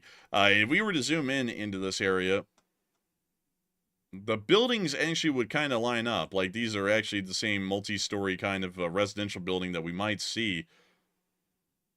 Let's look at the story here. Yikes. A little bit back in the 30s. But beyond that, it does appear that this could be near to the area, and considering that the industrial town is not too far away, it could have been a residential area that the sounds of the explosions were being filmed at inside of Rash. So interesting to note, and it does appear that that airstrike has gone forward and has hit it. So very interesting to see. With that, we are going to be moving on to the next one. And our next one here goes to Lawrence Bren, who puts in a $20 support. And thank you very much, Lawrence, as well, for that support. We do appreciate that. And he said, many people seem to tell you to use your donation towards a pizza. I say, to hell with pizza. Put it toward a six-pack. You deserve it. Well, I thank you so much for the support. And I think you were saying we would deserve one for sure. It's just that we don't really drink too much. We don't really have a lot of time to drink here behind the channel. It's actually, I'm sure many people will be asking why we do not drink. It is just generally for the fact of, one, we don't really have time, and two, we're just not really the type of people to drink. It has nothing to do with religion or anything. We just don't drink. And also, we've got to stay busy all the time. So drinking might impair our abilities to keep working as hard as we are. But I do thank you for support, and maybe we'll have a six-pack eventually at some point in our lives, and it'll be on you. And I got to massively thank you for support and helping this channel to keep rolling, because if it wasn't for folks like you, we wouldn't be able to make this thing possible. And with that, we are on to the next one. And we've got a 20 from Paul Weekly. And Paul said, I appreciate your method of sharing information in this presentation, and keep up the good work, and thank you. And thank you so much for enjoying our presentation style. It's a very unique one because we are very information-packed in a short amount of time usually. And so a massive thanks to you so much once again. And we are going to be getting another question, but a massive thanks to you. Yes, indeed. And our next question here is going to go to Wantan Quadruple 8, who puts in a 10. And it said, Schrodinger's Ayatollah, and we won't know until they open the bunker box and observe. Yeah, pretty much that's the case right now. We still haven't heard anything 2 hours later about what's happened to him. It seems like the Iranians have gone mute on what's happened in the area of Lavazon at the moment, and they are not making any statements right now, at least at the moment, about whether he's living or dead. So with that, I hope that does address that the best I can, at least from what we know right now. Huge thanks to you so much once again, and I like that you expounded on the joke. And with that, we are on to the next one. And our next one goes to Holy Smokes 07, who puts in a 20. And thank you very much, Holy Smokes, as well for that support. And he said, Israel has the ability to crater runways, and why not just crater the runways that the Chinese cargo aircraft are using, and thus making it impossible for them to make the deliveries? That is a good question, and to that I generally have to say I declare ignorance. It's a smart idea. I don't know why the Israelis haven't done it yet, and I really can't come up with a good answer as to why they have not done something like that yet. So, generally, I think you have the Israelis there on strategy. Why not start cratering runways to where no aircraft can take off or land? That's a good question. But a big thanks to you once again for the support and helping this channel to keep running. And with that, we are on to the next one. And we've got a 10 from Joshua Lottie. And Joshua said, if the Iranian supreme leader is deceased, how do you think that'll affect negotiations with the U.S. and Iran? I think there will be no more negotiations at that point because the government will not be able to even appoint a negotiator to speak to us, at least in my opinion. And so I don't really think there would be any negotiations at that point until a new government was found, or there may be multiple different parties attempting to negotiate for different factions in the government all at the same time. It's a little bit hard to tell. But I hope that does address that the best I can, at least in my opinion. I always have to say that it's in my opinion, but some people want to take my opinion as fact, and that's not the case. But beyond that, we are going to be grabbing another one. And this one goes to Big Ron 394, who puts in a 10. He said, in your previous video, you mentioned that Russia declared China as an enemy. Has that been verified? Yes, it does appear to have been verified, much like the verification that we got for the leak that happened with the nuclear security, the nuclear bases files that had to do with the Avangard systems. This actually does appear to be another leak similar to that, because it does appear that the Russian Federation, at least according to a Federal Security Service internal document that apparently was leaked out somehow to a newspaper, they directly called the Chinese an enemy. And that was also reported by the New York Times. So we have pretty decent credibility to say that that is a accurate and truthful story because the New York Times was able to corroborate the sources and the details and then be able to write up this article. And while mainstream news is incredibly slow and usually hardly covers what actually matters, if a mainstream news outlet covers a story like this, there is usually, if not undoubtedly, enough information and evidence to the point that this is a foolproof, watertight story. So they actually did state that China was an enemy hunting for Russian military technology inside of an internal security service report in Russia. So that is actually a true statement. I saw a lot of people wanting to come in and say that that was absolutely BS on the video earlier in the comments section and say that it's a total lie and it's clickbaiting. And it isn't, because that's actually what was inside of a security service report inside of the Russian government. So the Russian Federation on an unofficial level looks at the Chinese as an enemy of the state. They do not look at them as an ally. And that would make a lot of sense because you'll also have to understand, at least to some people who may be doubting that, not to everyone here, just to the people who doubt that information, that the United States also looks at a lot of our allies as possible enemies. You do have to remember that back in the day, well, not too long ago, actually, I believe Edward Snowden was the one who released all this stuff. The United States actually had a kill switch at the time in 2012 that could turn off the entire Japanese power grid if we needed to. And the Japanese did not have any clue or knowledge that that existed. So even on our level, the Japanese could view the United States as a potential threat, and the United States could view Japan as a potential threat because that appears to be the reason why we had a kill switch set up on their electrical infrastructure way back in 2012. So with that in mind, I hope that does answer that well, but that appears to be the case from what we can tell from that security service report or document that ended up being leaked. And so with that, a big thanks to you. That's what I don't get. That's what I don't get as well. I heard yesterday in Tucker Carlson's interview with a U.S. politician, he kept bringing up the fact that Israel spies on the United States. And I think the response by the politician was to say, well, we also spy on Israel. You know, every country spies on each other. It doesn't matter if you're allies, enemies, or whatever. There's always intelligence and counterintelligence going on at all times. And that's true. We always do that. Even like Japan was a good example of that. We even have like contingencies in place to be able to rein our allies in case they get a little bit too out of line. That's the way it works. So on a geopolitical level, you're never really truly like absolute allies. You're always kind of looking over your shoulder to a certain extent because every nation has their own absolute interests. So you have to kind of keep that in mind and always have a contingency plan in place in case they go a little bit haywire, because sometimes you know, the old saying goes, keep your friends or enemies closer than your friends. And that's usually the way we operate as countries. So when I hear people like Tucker Carlson, who claim to be educated, sort of making an issue about like Israel spying on the United States and us spying on Israel, it's like that's naive at best and malicious at worst, because anybody that has been around this for a long time should know that's the way it operates. That's the way it's always operated. Especially considering that his dad was actually involved with the CIA. You would think that he'd know that, considering that it's a part of his family's profession.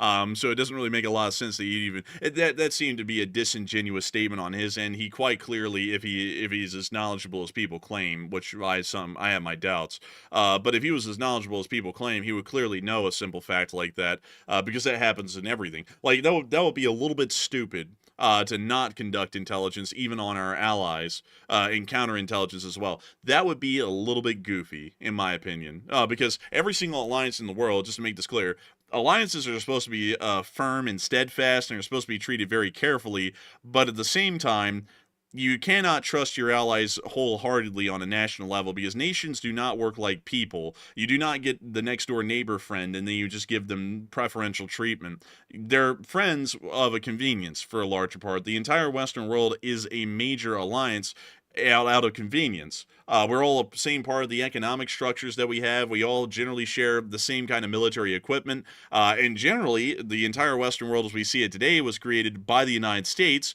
at the end of World War II, pretty much kind of roping everyone into our alliance, whether they wanted it or not. But at least that's kind of how we structured it back then. Nowadays, that isn't really the case. You're free to leave if you want to, for the most part. But that's how it works. So trying to say something like that and then make it sound like, well, the Israelis spy on us, it's like, yeah, well, the MI6 is also spying on us right now, along with the French equivalent, the German equivalent, so on and so forth. It's an endless list of them. The Japanese are also spying on us as well. Everyone spies on each other. It's just the way it works. But I also got to say that whole conversation in between those two, Tucker and the other politician, I can't really believe that foreign policy decisions are made by some senators. I just got to say this really quickly, folks, because, and I'm not saying, I'll explain my theory behind this, so give me a minute, folks, to get the whole thing out. Don't put me on a pyre immediately. So, the senator responded in one question, why do we support Israel? Because in the Bible it says that if we support Israel, we'll be blessed. I don't ever think that any foreign policy position should ever be made with largely a religious denotation in it, primarily. I don't support Israel because the Bible says that we should support Israel and be blessed by it. I support Israel because, to be quite honest, they're on an island on their own. So we are pretty much guaranteed that they will always be some version of our ally in the region, because there's literally no one else for them to align with in the area. If Saudi Arabia wanted to stop being our ally, there is always Iran or Russia or China, because they generally do not really care too much about who they're teaming up with. With Iran, I generally say we ought to go bomb the Iran because they're a threat to America primarily, not to Israel. Israel is a secondary importance to me, because I know it's important to Israelis. They're Israelis. It's going to be important to them because that's their country. But as an American, I look at it as a position of, this is what is pertinent for America or not. This isn't what's pertinent for Israel. And I kind of find it crazy that people make their political decisions in the Senate, the House, and so on off of what I would consider to be generally kooky mindsets. That does not apply to our government's operations. It's kind of like how, speaking of another politician, because I'm sure all of y'all know I'm talking about Ted Cruz right now, it's kind of like how Bernie Sanders also said that the Iranian government is a democratically elected government. I don't even really know what the purpose is. I don't know if that's just because he generally is aligned as a Democrat, so he has to go against the Republicans at all times, or whether he actually believes that for some reason, because the Islamic Republic of Iran is kind of like semi-socialist. I don't really know where he's getting that from, because it's quite clearly not the case. Kind of the same thing with Ted Cruz. I don't know how they work in this kind of like fictitious sort of a fantasy land, because that just doesn't make any sense. It doesn't make any sense at all, as a matter of fact, to me, from an agenda perspective, from a policy-making perspective, and also it's not even putting the interests of the United States first and foremost. It's putting these fanciful ideological perspectives ahead of everything else. And of course, I'm not making an attack on religion here, folks. I'm not saying that Christianity and so on, or your religious beliefs, are fanciful. I'm a Christian as well. But at the same time, this government in the United States has a specific division of church and state. And as far as I would be considered from an administrative and leadership standpoint, while I may be a Christian, this is not a Christian country. This is a free country where you can have any religion you want. And the decision-making prerogatives of our leadership in the country should primarily be concerned about the general welfare and benefit of the U.S. citizenry, more so than fanciful ideas like, are they kind of socialist, or does this or that say that elsewhere? It doesn't really make too much of a hill of beans of difference on our policymaking standpoints. So with that, I hope that addresses And that. also another point as well, like the people that are saying, there's some people that come here saying, what are you saying, that Israel's spying on the United States? Yes, they spy on us. So of course, the way it works is everybody spies on everybody. So for example, Israel wants to be 5 steps ahead of Iran. China wants to be 5 steps ahead of Russia. But the trick is, though, the United States wants to be 10 steps ahead of all those countries, and that's how we keep an advantage. When you get caught off guard in a geopolitical sense, that's when disasters happen, and that's usually when, like for example, the American people eventually say, we need to hold somebody responsible in the U.S. intelligence community for that failing, because the fact that we're not 10 steps ahead, we've gotten screwed in, for example, the Middle East. That's why we can't be caught like that. And that's why we have to be 10 steps ahead. So that means expanding sources. That means having better prediction methods and using technology to predict what these people are about to do. That's why we have to do that kind of stuff. And that's what every other country wants to do as well, because they don't want to get caught lacking either in a geopolitical sense. So that's why they do it, and it's why we must do it. It's not a thing necessarily creating enemies. Like, Israel's not our enemy just because they spy on us. They're simply a responsible geopolitical partner. They do their part, their due diligence, just like every other country does it. Otherwise, why do you think they have massive intelligence agencies that literally specialize in doing that? So very interesting to see that people either reject that or don't understand it or find it offensive in some way, because we all do it to each other. It's just the way it works. But jumping into our next one here, this one goes to L. Breitbart, who puts in a $30 donation. And thank you very much, L. Breitbart, for that support. They said, hello from Israel, and thank you for the wonderful work you do. And the media in Israel is not reporting what is happening in Iran and what our IAF are doing. And I thank you for the support. I thank you very much for actually viewing this and supporting this all the way from Israel. And that's very interesting. Honestly, it just sounds like news organizations around the world are falling short these days on actually being news. Or they may also have a gag order. Well, that'd be a little bit weird for the Israelis to put a gag order on their own media in their own country on saying what they're hitting in Iran. So I don't know why they're doing that. I think it's just, once again, news failing at being the news. But I hope that we've been able to get you all the credible information and intelligence and news that you were looking for here. And so a big thanks to you once again for the support. I hope that does address that well. And with that, we are on to the next one. And our next one goes to Bahrain, who puts in a 24. And thank you, Bahrain, as well, for that support. They said, could you elaborate the risk of a nuclear disaster during and after the Iranian nuclear sites are destroyed? And in less than 4 years, I lost everything I built in Ukraine, and I'm now worried about losing my family and friends in Iran. Dang, I hate to hear that. That's very unfortunate. We've actually been covering the Ukraine war for about that, well, literally that entire time as well.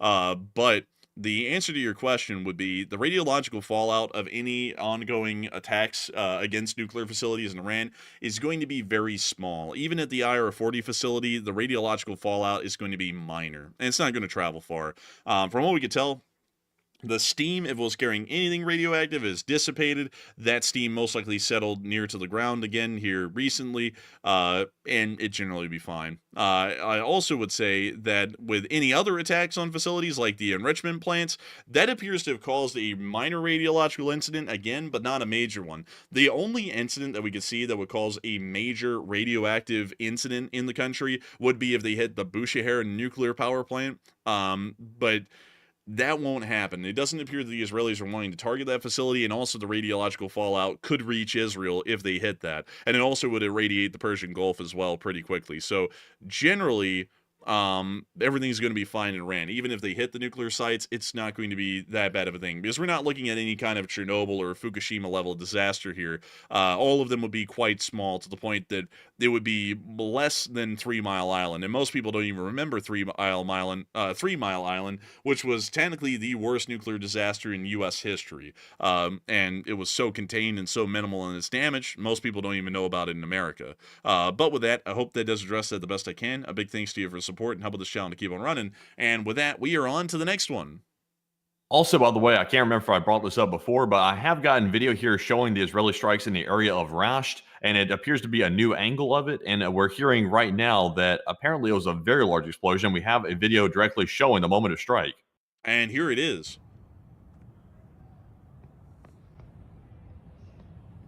That's the carbon fiber facility going up in air and burst right there. I guess you could say that the explosion was so strong it reduced the building to basic carbon. Maybe they'll weave that into fiber. The funny part is, I think in the whole process of like curing carbon fiber, you have to put it into like a big like autoclave or some type of like large oven to cure the carbon fiber with the resin. So I guess you could say they just cured all the carbon fiber in the facility. I think they did. I think that's what they call instant curing. That's a new industrial method produced and created by the Israelis. They just drop a bomb on your brand new carbon fiber facility, and it's all made lickety split like. So with that, we are able to confirm that the explosion did occur in Rash. The industrial facility was hit, meaning that our video evidence earlier that we stated pretty much off the bat was from Rash was actually correct. And so with that, I hope that does address that well, at least from what we have right now. And with that, we are on to the next one. And our next one goes to Old Warrior, who puts in a $20 donation. And thank you very much, Old Warrior, as well, for that support. And he said, the U.S. president says he'll decide whether to join Israel and attack Iran in 2 weeks. So never, in my assumption. And take one from the chat.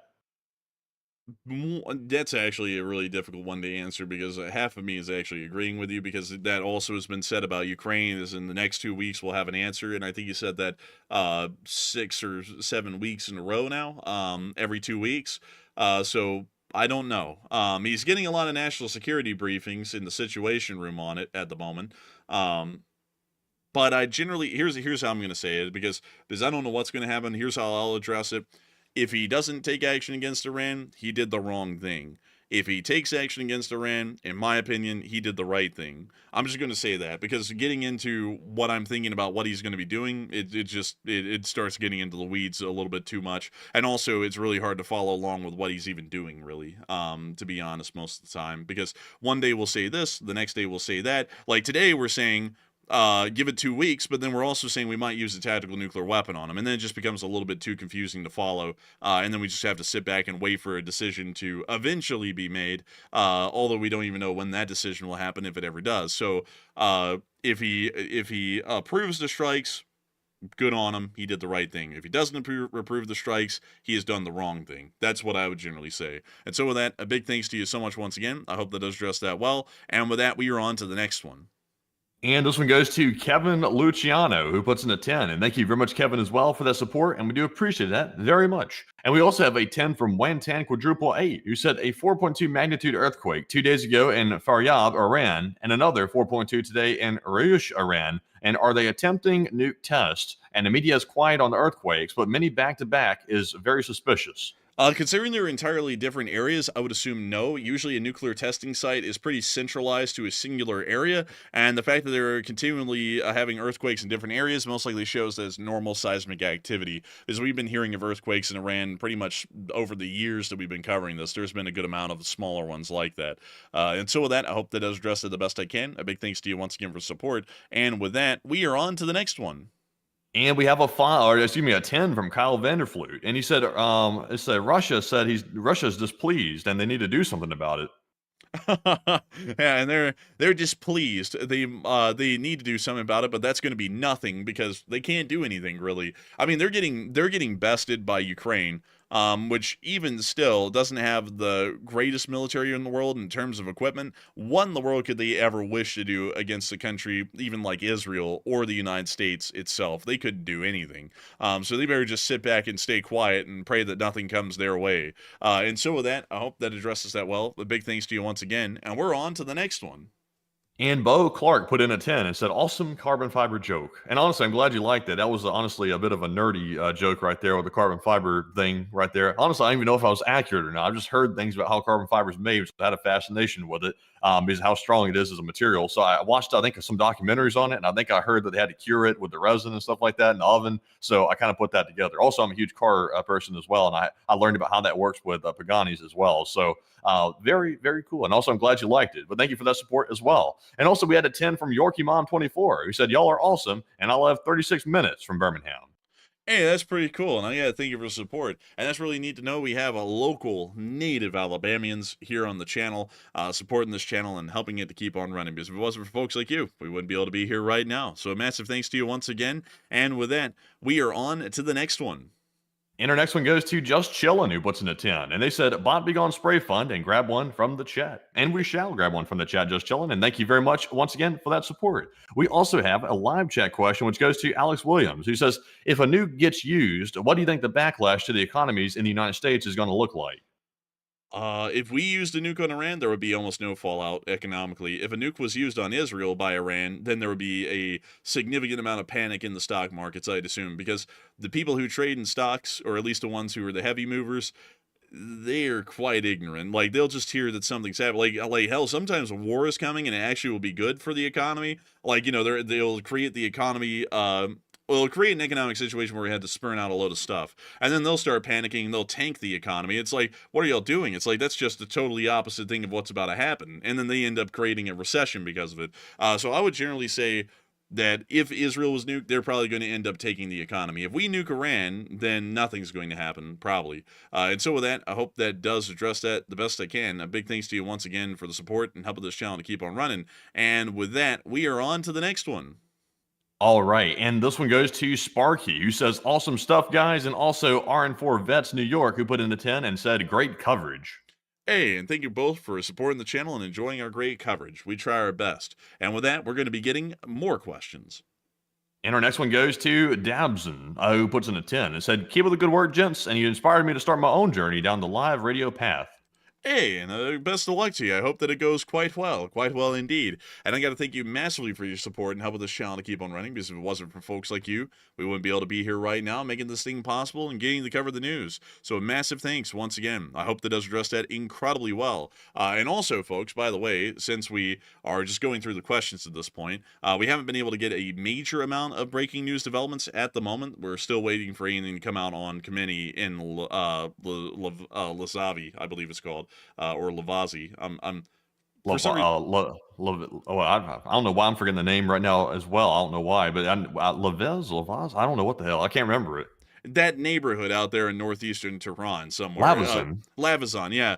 We're still waiting for information on Lavazon, if we're ever even going to get it right now on stream. So with that, folks, if you are enjoying the channel, or if you've enjoyed it so far, because we have 28,000 people still here, and you would like to be here again to listen to this news, please make sure to subscribe. We are at 427,000 subscribers. We are actually really close to hitting 428,000. And so if you subscribe right now, you might end up being our 428,000 subscriber, and who knows, we might even hit 430 today. So make sure to subscribe. You might end up being that 1,000th subscriber of one of the multiple thousands that we've passed already today. And so with that, a big thanks to you all once again for being here so far and watching. And with that, we are on to the next one. All right, and our next one here is going to go to Matthew Giles, who put in 10, and he said, is it true that the U.S. Navy is serving that steak and that lobster? They're circulating old videos right now of DFACs giving out steak and lobster, but I have not heard so far of any DFACs cooking up and serving steak and lobster right now. So it appears that we're still a little ways away from actually getting into the thick of the thing. So because I haven't heard of the pasta and lobster being put out there in the DFACs right now. So with that, I hope that does address that the best it can. A big thanks to you once again for support and helping this channel to keep rolling. And with that, we are on to the next one. And a big shout out to SUP, Sup, for putting in a $10 donation. And thank you very much, good sir, for that support. We also have a 10 from Scrappy Coco, who said, what's the destroyed Bobcat count in Russia up to now? LOL. Honestly, I think it's like in the thousands at this point, if I do recall. Yeah, I think it's in the thousands. I can actually go check really quickly for you, because unfortunately we didn't get to cover Ukraine again today. A big apologies to many people who do care about Ukraine. Very sorry to all of y'all. We are trying our best here to cover the breaking news that's going on in the world. I hope many people do understand. But let's see, 2 Bobcats were actually lost today, and the number is close to 4,000. It's 3,918 at this point. And also, by the way, folks, if you're here for the Iran news, this is actually the ongoing casualty report coming out of Ukraine for the Russian army right now, which is actually looking pretty bad for him, at least in the artillery. Miss Issa, who's actually a channel legend here on the channel, actually said that the highest artillery losses in 2 weeks and special equipment is making an appearance. We were able to see that 108 supply trucks and 63 artillery pieces were destroyed today in the war, along with another 1,080 Russian soldiers getting wounded and killed, and also another 64 drones, 4 tanks, and 8 armored personnel carriers being destroyed over 24 hours. So it actually does appear that once again, it's a bad day. And in case y'all aren't paying attention to the Ukraine war much, it's not going too well for the Russians. They are making a little bit of ground in the south right now in Ukraine, but the losses are absolutely terrible. I mean, it would be rough for them to sustain this sort of a thing long term. But anyways, with that, I hope that does address that well. I hope that gives a little bit of a look at the casualty report for the folks who usually are here always watching Ukraine news and the rest of the news around the world. But that was the Bobcat losses for today and the total number. And so with that, a big thanks to you once again, and we are on to the next one. And our next one here is going to go to Ernesto Monteroso. And thank you very much, Ernesto, for that $10 support. He said, don't you guys think that Iran would try to go full-scale war with Israel and go ground if the U.S. gets involved in the conflict? And Israel will have to deal with at least 40 mil of soldiers. And awesome info, and thank you guys. That's an interesting idea. The issue, however, is how in the world do they even get them to Israel? Because they have no way to get them there. They don't have a navy to bring them there, and they don't have an air force to drop them off with either, or an air force to protect their aircraft as they're dropping off their forces in Israel. So there is really no way for it to turn into a ground war because they're geographically isolated from each other. So that'd be a little bit of a difficult one. The Iranians would have to go to war with Iraq, Syria, and Jordan to eventually make it to Israel, and that's if they have anything left after going through all of that. So I do thank you for the support, but that will not be happening. That's just an unlikely scenario all around. But I do thank you once again for helping this channel to keep running. And with that, we are on to the next one. And our next one here is going to go to Hoodoo, Texas, who puts in a 10. And Hoodoo said, let's see here. Let's see. Unfortunately, do you see this one? I don't know if this one's safe to read or not. I'm sure if YouTube's going to get angry at us for reading this. Is it Hoodoo, Texas? Yes. I don't know. I think we might want to play it safe on that one for now. Yeah, so unfortunately, Hoodoo, I would read it, but there's one group you mentioned there at the very beginning that I think YouTube might have a problem with us mentioning. So we're going to skip it, unfortunately, just to play it safe. But thank you very much for that support. And we also have a $10 super chat from Brian M., who said the next leader of Iran could really be ... the Prince of Persia. Hey, it actually could be, Brian M. That actually is a possibility out there. And so I thank you for the support and help with this channel to keep running. And with that, we are on to the next one.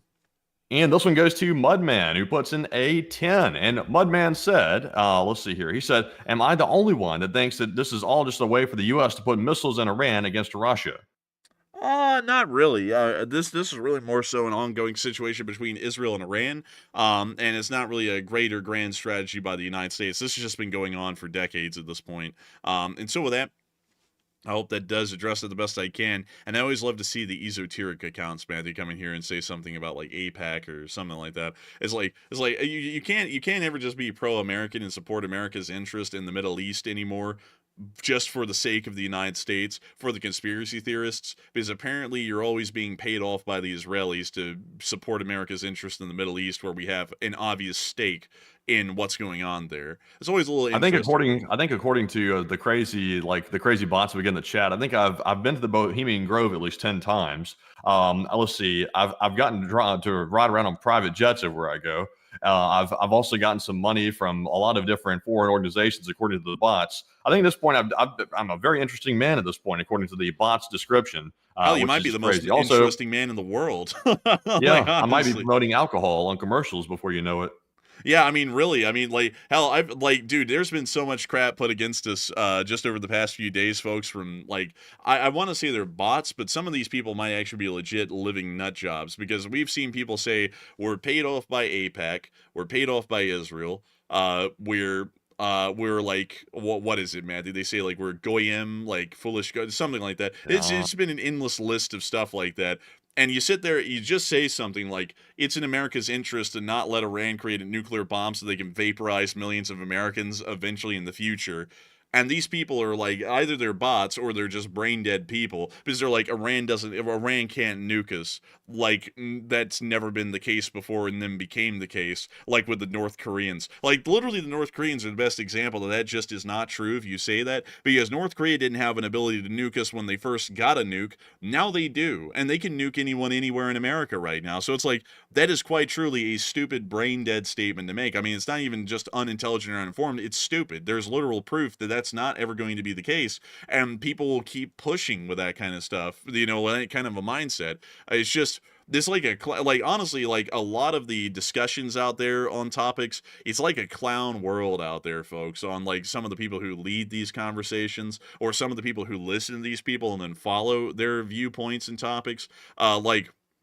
Like, for example, one of the goofiest ones that I saw recently, I think it was Candace Owens on Twitter, and she was like, okay, everyone, all white men in America, y'all have got to go die for Israel. I was like, okay, first off, it's not just white men. I mean, it's like I believe like 20% of the army is made up of African American or black men, and then I think another 20 or 30% is Hispanic. So it's like, really, it's pretty much a damn even blend at this point. It's like, so it's a multinational force, a multi-ethnic force of Americans, like America is, going overseas to go deal with a country that's creating a nuclear bomb to kill us. It's like, I don't even know where in the world that statement comes from.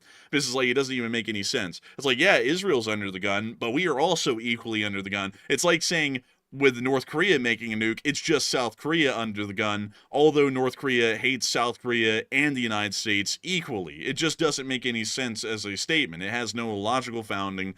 It is just completely pointless. But with that, I hope that does address that the best I can, at least from what I would know. But I don't know why in the hell people like that, say that, and then people follow along with it and just, like, carry on, like, the goofy notions that don't have any logical founding to them. Makes no sense. Anyways, with that, we are on to the next one.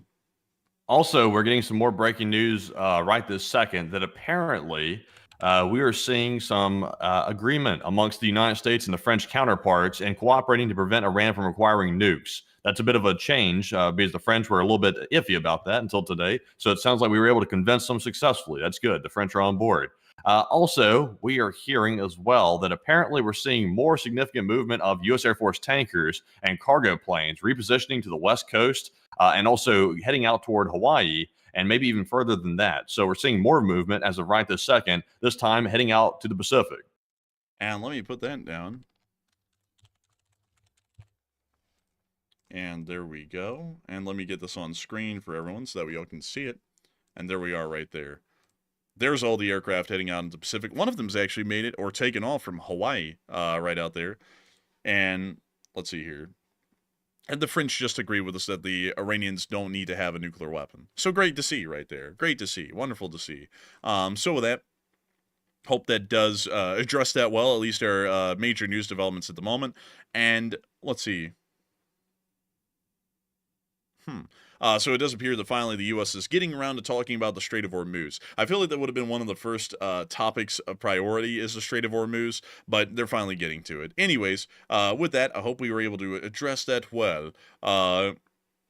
Let's see. Oh, also, I got one more piece of breaking news that just came out. We're hearing that Israeli officials are saying that a military strike to destroy Iran's Fordow nuclear facility is needed within the next 48 to 72 hours. They're saying the opportunity will not remain open forever, and Israel is ready to act unilaterally if required. So it sounds like Israel is now issuing an ultimatum that unless they get help within the next 48 to 72 hours from the United States, they will go in and strike Fordow and try to take it out on their own. Because you're saying that we're waiting too long. So it appears to be we're looking at the next 2 days, probably at the maximum that it'll take for Israel to actually strike it. It's not going to be much longer before they try to attempt it. And so it does appear that the time is ticking and action is inevitable, at least according to the Israelis, within the next 72 hours at least. So that is all of our major breaking news developments that we have at the moment. And so with that, we are on to the next one. And our next super chat here is going to be a $60 support from Deminoek, who puts in at 60 and said, does Russia have people in Iran nuke site? Russia does have people at the Bushehr nuclear power plant, and a lot of people get confused. I got a lot of heat from that earlier, too, on the short war video I made. Some people said, no, you're lying because the Israelis didn't bomb a nuclear reactor because the Russians have people there. They have people at Bushehr, which is a totally different reactor than the one that got bombed earlier at Arak. The Arak is a heavy water reactor. The Bushehr reactors are where the Russians are at right now. So they're down here at these reactors, and they're actually helping them to build this one. So that's where the Russians are at, and the Israelis are not striking that facility. They told the Russians that, and it also appears that that would be a pretty poorly planned out idea, because that would create a significant amount of nuclear fallout, and it would create a significant meltdown of a power-producing reactor. So with that, I hope that does address that well, and we are on to the next one. And our next one is a $20 support from Sherms78. And they said, thank you both for an honest, non-biased coverage and keeping us normal folks informed, and take one from the chat. Hey, and I thank you so much for the support and appreciating this channel. And we're happy to know that you enjoy our unbiased coverage and our factual coverage of the news. So massive thanks once again, and we are on to the next one. And the live chat question they requested goes to Thor, who said, how likely do you think that Reza Pahlavi would be reinstated to the throne of Iran? It's slightly possible, but a little unlikely because I don't really think he has any kind of political pull internally in Iran. So we'll have to see. So with that, I hope that does address that well, and we're going to be moving on into the next one. And this one goes to Demnoek once again, who puts in a 10. They said, I would buy a Khamenei bobblehead of a particular sort. Interesting. That's very interesting indeed. And I got to thank you for sharing that with us and supporting this channel. And we're going to be getting another question. And this one goes to Sean9355, who puts in a 10. He said, do you think the small number of missiles from Iraq is because most of the launchers and missiles have been taken out and they are having trouble getting the remaining ones to the launchers? That could be a possibility. That's actually one of the things we do believe that may be fatiguing or wearing down the ballistic missile forces and making it more difficult for them to keep up sustained rates of fire. Also, really quickly, folks, I think it is going to be time, Matthew, to call a super chat cutoff. We are going to have to be making sure to answer the rest of the super chats that we have. We have about 120 in the spreadsheet, and I want to make sure that tonight we're able to keep it manageable. So from this point on in the live stream, beyond the current super chats that we have right now, we will not be able to read off or thank anyone for their super chats that are thrown in beyond this point. We have to massively thank everyone for y'all's support to the channel. Y'all do help this channel to keep running and make it possible, but at the same time, we always want to make sure that we have the time to be able to address your questions and thank you individually for y'all's support. And given the amount of super chats that we have tonight, it would not be possible if we continue to take in more super chats from this point on. So we are going to be making sure to address the remainder of the super chats we have right now. Any super chats put in beyond this point will not be able to be addressed or read off on stream. But I do thank y'all massively once again for enjoying this channel and going out of your way to support it and fund our operations to continue to make them possible. And with that, we are going to be moving on into the next one. And our next one is going to go to Jenna, last name Tolls. He said, Matt is George Soros. Honestly, I might be a long-lost relative of Soros. That's why they just call me Enforcer Matt, because my last name can't be spoken. But no, I'm just joking, by the way. But obviously, I think the bots would have everybody believe I was some form of George Soros. Also, the Enforcer is another form of George Soros as well. But, you know, that's the conspiracy crazy talk that goes on these days. But thank you very much, Jenna, for that support once again. And we also have a 10 from Patriarch Andrew James, who said, you guys are definitely giving better coverage of this than Tucker Carlson, LOL. Anyone could do better than that. I mean, he's not even coverage, he's commentary. I actually, Matthew sent me a reel. It was a while ago. It was, what was it, Matthew? It was someone doing a voice impersonation of Tucker Carlson interviewing Mike Tyson. Yeah, dude, it was honestly hilarious. It was very similar to what he does. And so I was getting a huge kick out of that. But yeah, we do, I would say without a doubt, we do a better job than him. Anyone could. But still, a big thanks to you once again. And with that, we are on to the next one. And our next one goes to Super Action General, who puts in a 10. And they said, I just want to shout out the channel legends and the old guard, and thank you for being here and keeping the Enforcer Bros here, and long live the LSA. Hey, and a big shout out to the old guards as well. They are legends, and a lot of them are responsible for this channel surviving really 3.5 years or longer than that at this point. So a huge thanks to you once again. I hope that does address that incredibly well, because if it wasn't for folks like you, we wouldn't be able to keep this channel running and make it possible. And so with that, we are on to the next one. And we got a 5 from Eric Wright. And he said, I love the content and always do a wonderful job explaining what's going on. And if the USA gets involved, my guess would be Friday, once the stock market's closed. What do you think? Oh, yeah. That's a really good observation, by the way, I would say. That's something right there a lot of people don't consider. Politicians do not want the stock market to crash. And when wars start, especially when the U.S. gets involved, that causes them to crash. So they probably might wait until Friday just for that reason. So that way they can give people a chance over the weekend to kind of get adjusted to the shock of a war starting with the United States involved in it. And hopefully on Monday, people wouldn't panic as bad as they would have if it happened on Friday. So that's not a conspiracy theory. That actually goes into the decision-making process. And that is part of it. But Enforcer, what do you think? I would have to say that's probably really a clear answer, especially for the current president, because the current president is heavily invested in things like the stock market and any ebbs or fluctuations in it. Just go look at the prior tariff situation and look how quick there was reversals whenever the stock market started to do badly. So I would say that's definitely the case in my opinion. And so with that, I hope that does address that well. I think it wants to give her support and help this channel to keep on running. And we are on to the next one. And this one goes to Jack Ragnarsson, who puts in a 5. And they said, if Khamenei is confirmed dead, who would succeed him? Or will the government just fall apart? I don't think there's a clear line of succession at the moment, so I believe the government will most likely fall apart in the midst of a power struggle. So I hope that does address that the best I can. A big thanks to you once again, and we are on to the next one. And our next one goes to Dave W., who puts in a 5. He said, this just proves military intelligence is crucial, and he proves it crucial. I would definitely guarantee military intelligence is always crucial. Reconnaissance and intelligence is one of the most important operations or pre-operation activities that can be conducted by an armed force. And so with that, a big thanks to you so much once again. Hope that does address that well. And with that, we are on to the next one. And this one goes to Quantum Cell, who puts in a 5 and says, Netanyahu's been saying Iran is weeks away from nukes since 1995. And how do you know they were actually close to having the bomb? I mean, you know, they had all the enrichment plants. The IAEA said they're in violation of the non-proliferation treaties and they're incredibly close to creating a nuclear bomb. Let's see, the Iranians said they were getting close to creating a nuclear bomb. The U.S. said that. The Iranians said we are and we're not stopping. The Israelis said they're getting close to making a nuclear bomb, and then the Iranians said, you better pray to God we don't use it on you immediately. All those things generally kind of tipped us off that you were very close to creating a nuclear bomb. It's not really like Iraq, where people were trying to come up with the idea that they had a bomb, or they were getting close to making one. Iran has been openly saying for a while now that they are making one, and they're getting really close. And everyone else around the world, no matter who they are, whether they're Israel, America, the IAEA, or whoever, they've all been saying they're getting pretty close to having one. And so with that, I hope that does address that the best I can. Thank you once again for support. And with that, we are on to the next one. And we have a super chat that just came in from Bruce Lee. And Bruce Lee said, you can drop a mop cheap with a shipping company. They drop everything. And also, mop stands for another good time for Chris's mom. Oh, my God. Congratulations on the 420,000 subs. Very high. And I got to thank you so much for the support, Bruce Lee, and helping this channel to keep on running. And thank you for the congrats on 420,000 subs.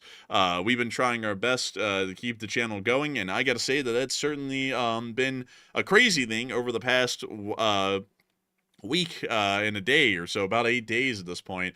Like, to just show y'all really quickly, that is what the channel's done over about the past week. We went from 360,000 subscribers to about 428. So in total, we've gained about 70,000 subscribers, or more than that at this point, over just the past week. So it's been an absolutely crazy thing for the channel. And I got to say that we are absolutely honored to know that we've been able to tell all of y'all all of this major news that's been going on and be pretty much one of the forefront news channels here on YouTube, one of the most forefront ones in the world, getting to tell everyone what's happening. So a huge thanks to you so much once again. I hope that does address that well. And with that, we are on to the next one.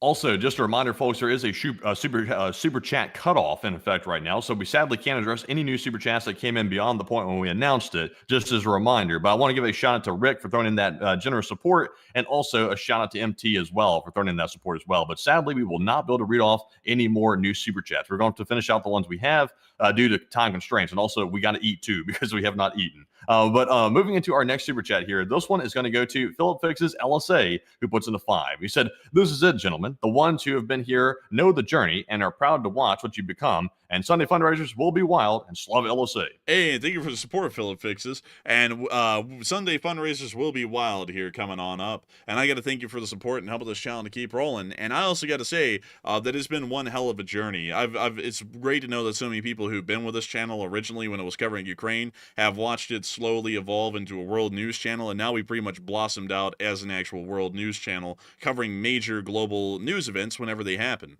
And so I got to thank you massively once again for support and helping this channel to keep on running, because if it wasn't for folks like you, we would have never been able to make this thing possible and keep it going. So a huge thanks to you once again, and with that, we are on to the next one. And we have a 5 from Blaze Gamer, who said that this week is absolutely crazy, and how you guys manage, I have no idea, and good work, and love the support from Europe, and Hiram Slava. Hey, and a big thanks to you so much. We are just managing to hang in and survive at this point, honestly. It's been a slog. Matthew's getting exhausted. I've been exhausted, but I got exhausted enough that I just like circled all the way back around, looped right back to having energy for now. But I do thank you so much for the support and helping this channel to keep rolling, because if it wasn't for folks like you, we wouldn't be able to be here. And so a massive thanks to you once again, and we're gonna grab another one.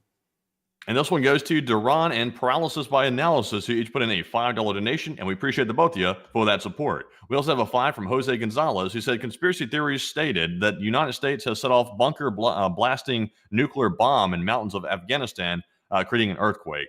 That's insanity. That's like that's real bad insanity right there. And the lizard people are probably cracking out from the crust of the earth or something from that explosion. They're coming out into Afghanistan and probably becoming doppelgangers of the Afghans or something like that. I do thank you for support, but that is just absolutely insane. Honestly, conspiracy theory people are most of like some conspiracy theories, they actually have credence to them. Like, did JFK really get assassinated like that? Like that one, actually, there's like a decent amount of questionability to it. But other people who say really crazy conspiracy theories, like there's a lot of them. Those people, in my experience and from my observation, and I'm only saying this because I've run into a lot of them, they're generally mentally unwell. Like, I'm not saying that like as a jab against them. A lot of them truly do need mental help, and I just think it's because they're unwell that they really cling to these kinds of crazy theories, because it makes them feel like they're finally having some sort of a grasp on reality and they figured it out. But the reality is it just makes them seem a lot crazier, and they honestly act a lot crazier too. But anyways, with that, we are on to the next one. All right, and our next one here is going to go to Vigo121, who puts in a 5. It said, hello, guys. I'm a nuclear engineer of 14 years now, and I'd be happy to explain it, but there's no evidence of a fuel rod breach. I thank you for support, Vigo, but I don't believe that the heavy water reactor had any fuel rods. It was just raw uranium of some type. I do thank you for support and helping this channel to keep on running, though. And with that, we are on to the next one. And we have a $5 super chat from the Ketchman, who says, Israel be like big hits, no whammies. Oh, yeah, that's true. And I thank you for helping this channel to keep running. And we're on to the next one. And we have a 5 from Boy, and thank you very much, Boy, as well, for that $5 support. And we also have a 5 from Joshua Lati once again. He said, can you do a poll on how the viewers feel about U.S. involvement in Iran? And I think we did run one somewhat earlier about that, so sort of along the same topic. He said, I'm curious about what people think, considering about this current situation. Oh, well, I mean, you know, it's a little bit across the board. Some people don't like it. Some people like it. Generally, the people who've kind of voted for the president, they're now for it, and the people who didn't vote for the president are now against it. It's kind of interesting how that happens. It happens like that on everything. But, yeah, generally, like, from what we can tell, let's see here. So, let's see, how do I say this? So, originally, back in the day, I just have to say it plainly. I mean, there's really no other way to say it. The Democrats were for dealing with the Iranians. It's just that Biden wasn't. And so there was a bit of a rift in the Democratic Party for that while he was the president during his administration. And then Trump ran on a campaign of we're just going to pretty much isolate the United States into its own island and we're not going to do anything anywhere in the world. And then he won. And so now that he's in office, he's changed his shtick to say America first includes obliterating the Iranians and getting involved in the Middle East. So pretty much all of the Republicans now are in support of it. And now I'm seeing Democrats coming out against it, like Bernie. And it's like, that wasn't the way. Like, it's just like that. That's not, oh, the stupid Democrats or Republicans. That's what it happens on everything. I just wish people would actually wake up and see that a little bit, because it happens all the time on everything. It's literally everything. You can go and watch anything, and once an election is held and the new party comes in and the old party goes out, it doesn't matter which way you have it around, whether it's the Republicans or the Democrats, they do that very same thing on everything. On anything that was happening right before the election, the transfer of power happened, they literally just flip. Like the people who are for it today are against it tomorrow. And that's just how it works. And so that's generally what I've been seeing so far. But I would generally say most people would probably be for going after the Iranians. And I think our poll also showed it was like 57% of pollers said that they were for it. So with that, I hope that does address that the best I can, at least in my opinion. I do thank you for helping this channel to keep running. And we're on to the next one. All right, and our next one here goes to Jenna, last name Tolls, once again, who puts in a 5 and says, too many viewers to go full marmot, LSA and JK. And I got to thank you so much for the support and helping this channel keep running. And it kind of is too many viewers at the moment because we don't want to inundate them with the marmot yet because they won't know what it is and it'll just be very jarring and confusing for many people. But I do thank you so much for the support and helping this channel to keep on rolling, because if it wasn't for folks like you, we wouldn't be able to make this thing possible. And so with that, we are on to the next one. And this one goes to Daniel, who puts in a 5. He said 16% of Iran's population is ethnic Azeri, and should the CIA help them start a rebellion to succeed from Iran and join Azerbaijan as an autonomous state? I don't really know about trying to create autonomous states. I just generally think that a regime change would be necessary in Iran, and whatever happens as a result of that, it happens. But I wouldn't really start to try and balkanize or carve up Iran into different areas. That could start to cause a lot of additional issues that we wouldn't be able to foresee at the moment. And so with that, I hope that does address that the best I can. A big thanks to you once again. And with that, we are on to the next one. And this one goes to Mr. Bulbarin, who puts in a 5, and thank you very much, Mr. Bulbarin, as well. We also have a 5 from Siri, who said, the Enforcer Bros work hard, and EXO from Oslo. And a big thanks to you all the way up there in Oslo. And a big thanks to you once again for supporting this channel and helping it to keep running. Because if it wasn't for folks like you, we wouldn't be able to make this thing possible and make it a reality. So a big thanks to you once again. And we're on to the next one. And we have a 5 from Joshua Steer. He said, if the U.S. uses nuclear weapons, even small, or a bunker buster, wouldn't that embolden or aggravate other countries? I would say using nuclear weapons certainly would. It would be condemned internationally, most likely. And also that would give the Russians free ground to start using tactical nuclear weapons in Ukraine, most likely. So I would say that would be a pretty bad idea for us on that end. And so with that, I hope that does address it the best I can. Big thanks to you once again. And we're on to the next one. And we have a 5 from Patton 360 Games. He said, what are the chances of a rebellion in the Iranian military if Khamenei is taken out? There's a decent chance, actually. There might be a lot of opportunistic commanders trying to seize the opportunity in that kind of a situation. So it's possible. And so with that, I hope that does address that well. Thank you once again. And we are on to the next one. And we have a 5 from Eric S. And he said, it is my opinion that you're both doing a great job in reporting the news, as mainstream media has been meh. And should we bring back the fairness doctrine? And also, I thought the fairness doctrine was still in place. I didn't know they had taken it away. They may just not be enforcing it. But thank you for that support. And Enforcer, what say you? I would say the fairness doctrine ought to be enforced again. I think it is still in place. I think you're right about that, Matthew. It's just that it's not been enforced lately. And I got to thank you so much for saying that we're doing better than the mainstream, Eric. And I thank you massively for helping this channel to keep rolling. And a big shout out to Big John. The super chat cutoff has been in effect. We have that posted at the top of the live chat. We are addressing all the super chats we've already gotten. We're not addressing any new ones at the moment. But a big thanks to everyone who is still supporting the channel. Just beware, we will not be able to read off your comments, but a big thanks to you once again. And with that, we are on to the next one.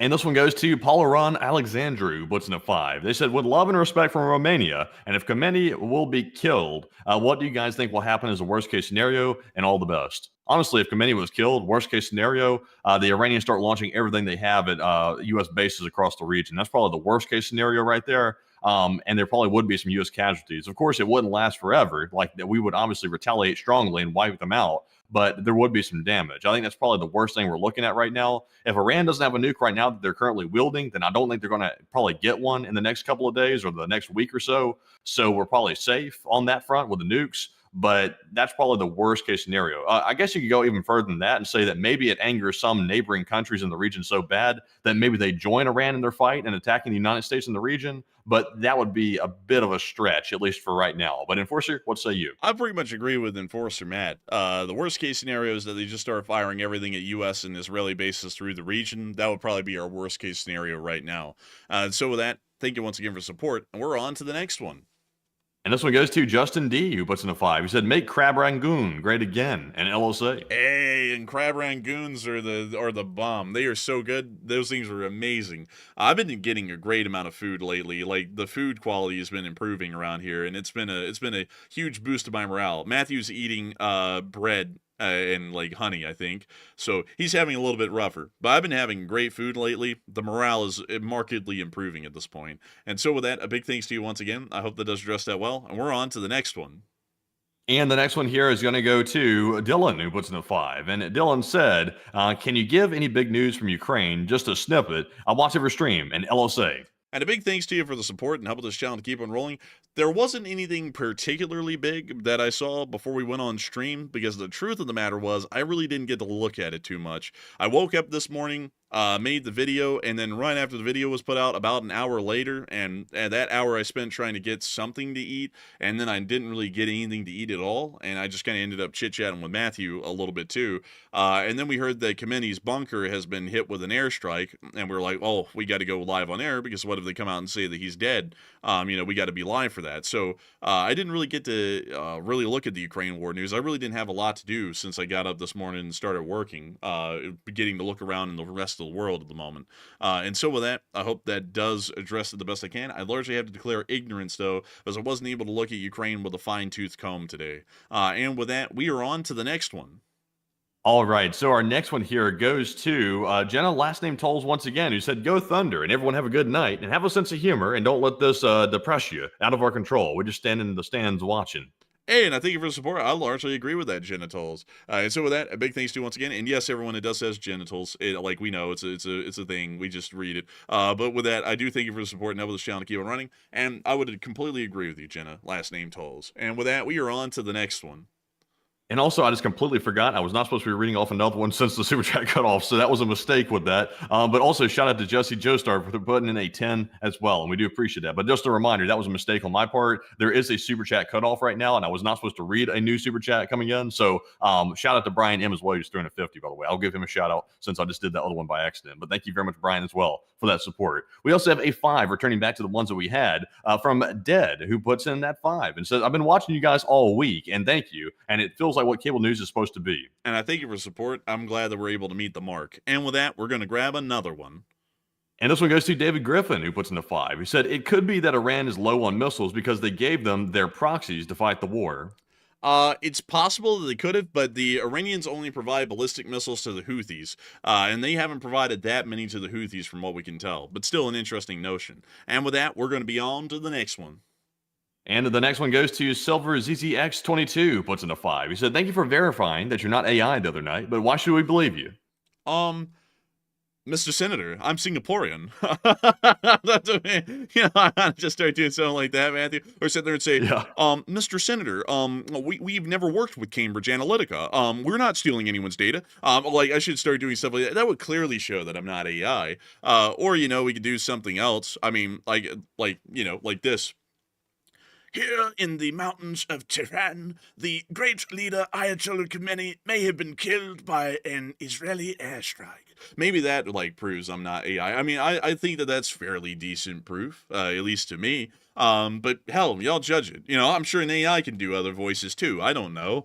Maybe we're all AI. Maybe we're all living in a giant simulation like the Matrix. Have you taken the red pill or the blue pill or whatever the hell the pill was? I don't know. I haven't. I don't take meds. I'm off my meds. I don't have any. But beyond that, I thank you for the support and helping this channel to keep running. I hope that kind of answers the question that I'm not AI, because I know I sound kind of like a robot these days. I get on a very low tone, kind of like monotone pitch, which is actually my normal speaking tone, by the way. That's actually what I normally sound like when I don't hype up my voice for a show to some people. But that's actually how it's done. So with that, we are on to the next one.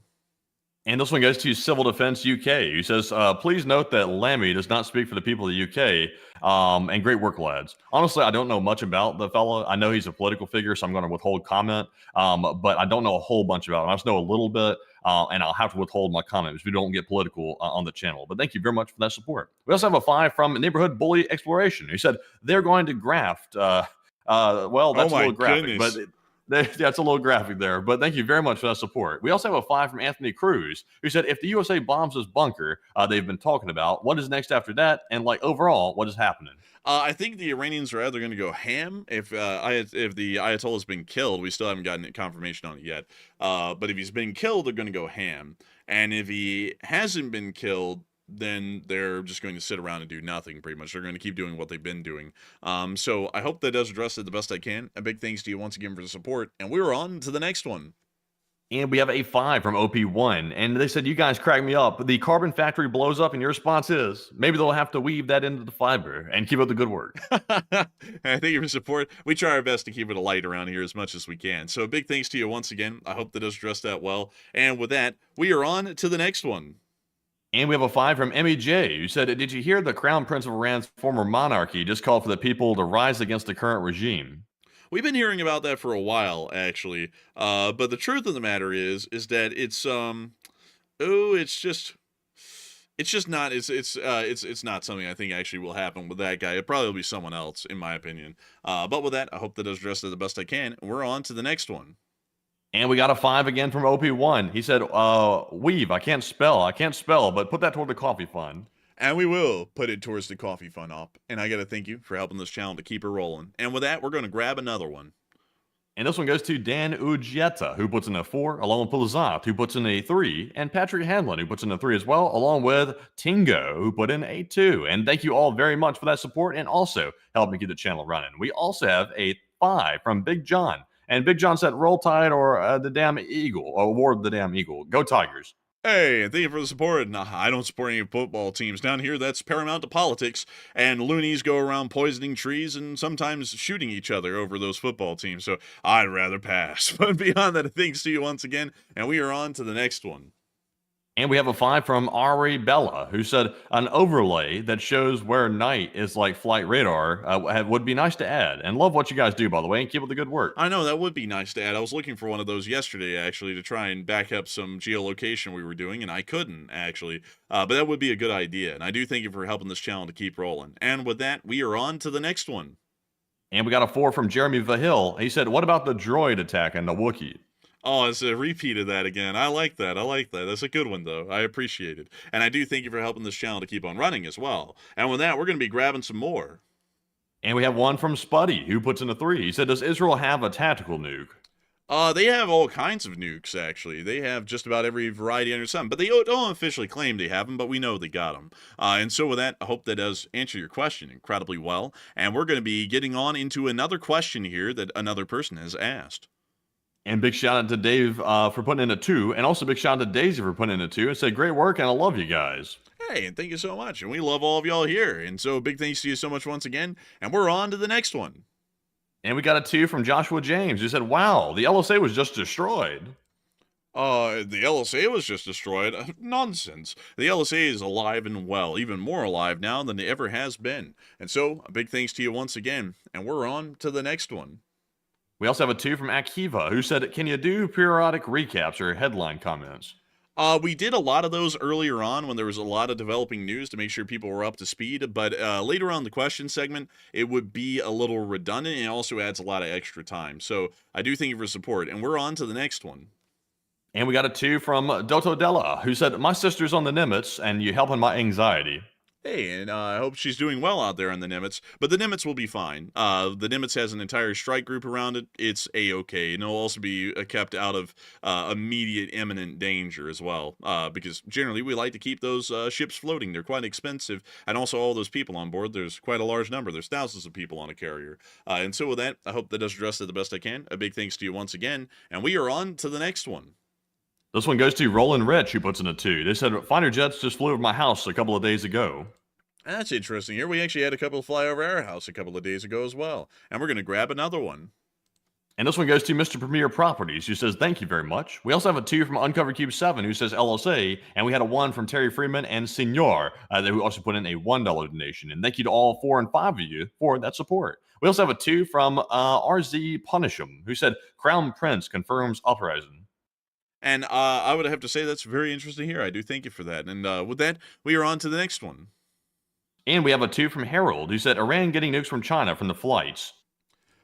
I would doubt that, Harold. I would doubt that. I don't think the Chinese are handing out nukes like party favors. They're a little bit strenuous and tedious to produce, and I think they wouldn't want to give theirs away, at least in my opinion. But with that, I hope that is addressed the best I can. I see a lot of people mentioning the channel subscriber count. Yes, we're getting incredibly close, folks, to 430,000 subscribers. Perhaps if you would like to subscribe right now of the 23,000 people who are still here, maybe you might end up being the 430,000th subscriber to the channel. Who knows? Might be you, might not be you. All you can do is click that subscribe button and find out. But with that, it is time for us now to move on into the live chats. Due to time constraints, folks, considering that the stream has been running for about 3 hours and 10 minutes, and also due to the fact that we have to find some food to eat, we're going to have to be answering a limited number of live chats. So we're going to get the 3 live chats towards the end of the stream right here, and then we're going to be rounding it out. So we're on to the third to last question of the night. And this one goes to Josh Davenport. He said, what does Iran in the Middle East future look like if the Islamic Republic falls? A power vacuum, land grabs, etc.? The Iranians will have a regime change, and pretty much most terrorist forces, except for a few, will mostly cease to exist or disappear, at least from what I could tell right now. So it generally would be a positive outlook if the Iranians had a regime change at the moment. And so with that, we are on to the second to last question of the night. And this one goes to Wentan, who said, also, the Prince of Persia is calling for regime change. I really think he's wanting to come back to power. And what's your real assumption? I have a feeling he probably wants to, but I don't really know if he even has any political pull in Iran anymore to actually have a lot of people follow him or be loyal to him.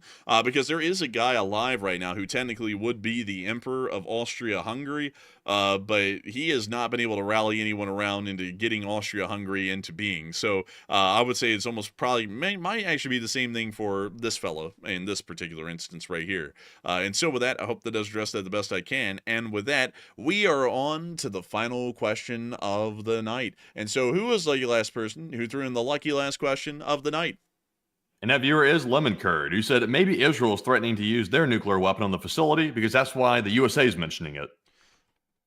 Maybe. I would have a feeling, though, that the Israelis would like to keep their nuclear weapons under wraps, because technically they've never fired off or tested one of their nuclear weapons where anyone could definitively make sure that they did. So I'm doubting it a little bit, but maybe that's the case. Maybe. But with that, I hope that does address that the best we can. A big thanks to everyone once again for being here tonight, and also a shout out to Reefer77. Thank you so much for the kind words. But sadly, that was thrown in after Super Chat cutoff, and we are trying to go find some food right now to go eat so we don't starve. But with that, I thank you all so much once again for watching. We had a peak viewership tonight of 64,000 people here live at the peak. That's actually a channel record. And we also had a overall viewership of 796,000 people. We are very grateful and appreciative to all of y'all for enjoying the news so far.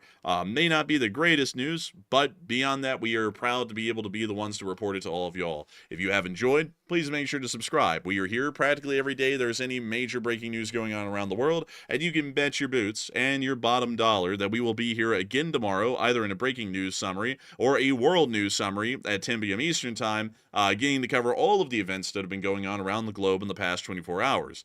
And so with that, we will see you all tomorrow. Good night, good luck, take care, stay safe, slow Ukrainian, long live the Lee Spring Army. The Lee Spring Army will never die. And with that, folks, thank you all once again for joining us today on this breaking news stream in the middle of the day. And we will be here tomorrow. I'll be covering the short war video if there is enough news to make. And we will have a live stream maybe early tomorrow. It's kind of hard to tell. Tomorrow will be Friday. So there might be something about to go down, but it's kind of hard to tell right now. But of course, subscribe to the channel to stay notified of the videos and the live streams as they become available. And that will keep you in the know. Also, go check out our Twitter page. And our Twitter handle is @It'sTheEnforcer. And you can go over there and get real-time, minute-by-minute updates. So we post on our Twitter page live from our Twitter. So with that, thank you all for watching, and bye-bye for now.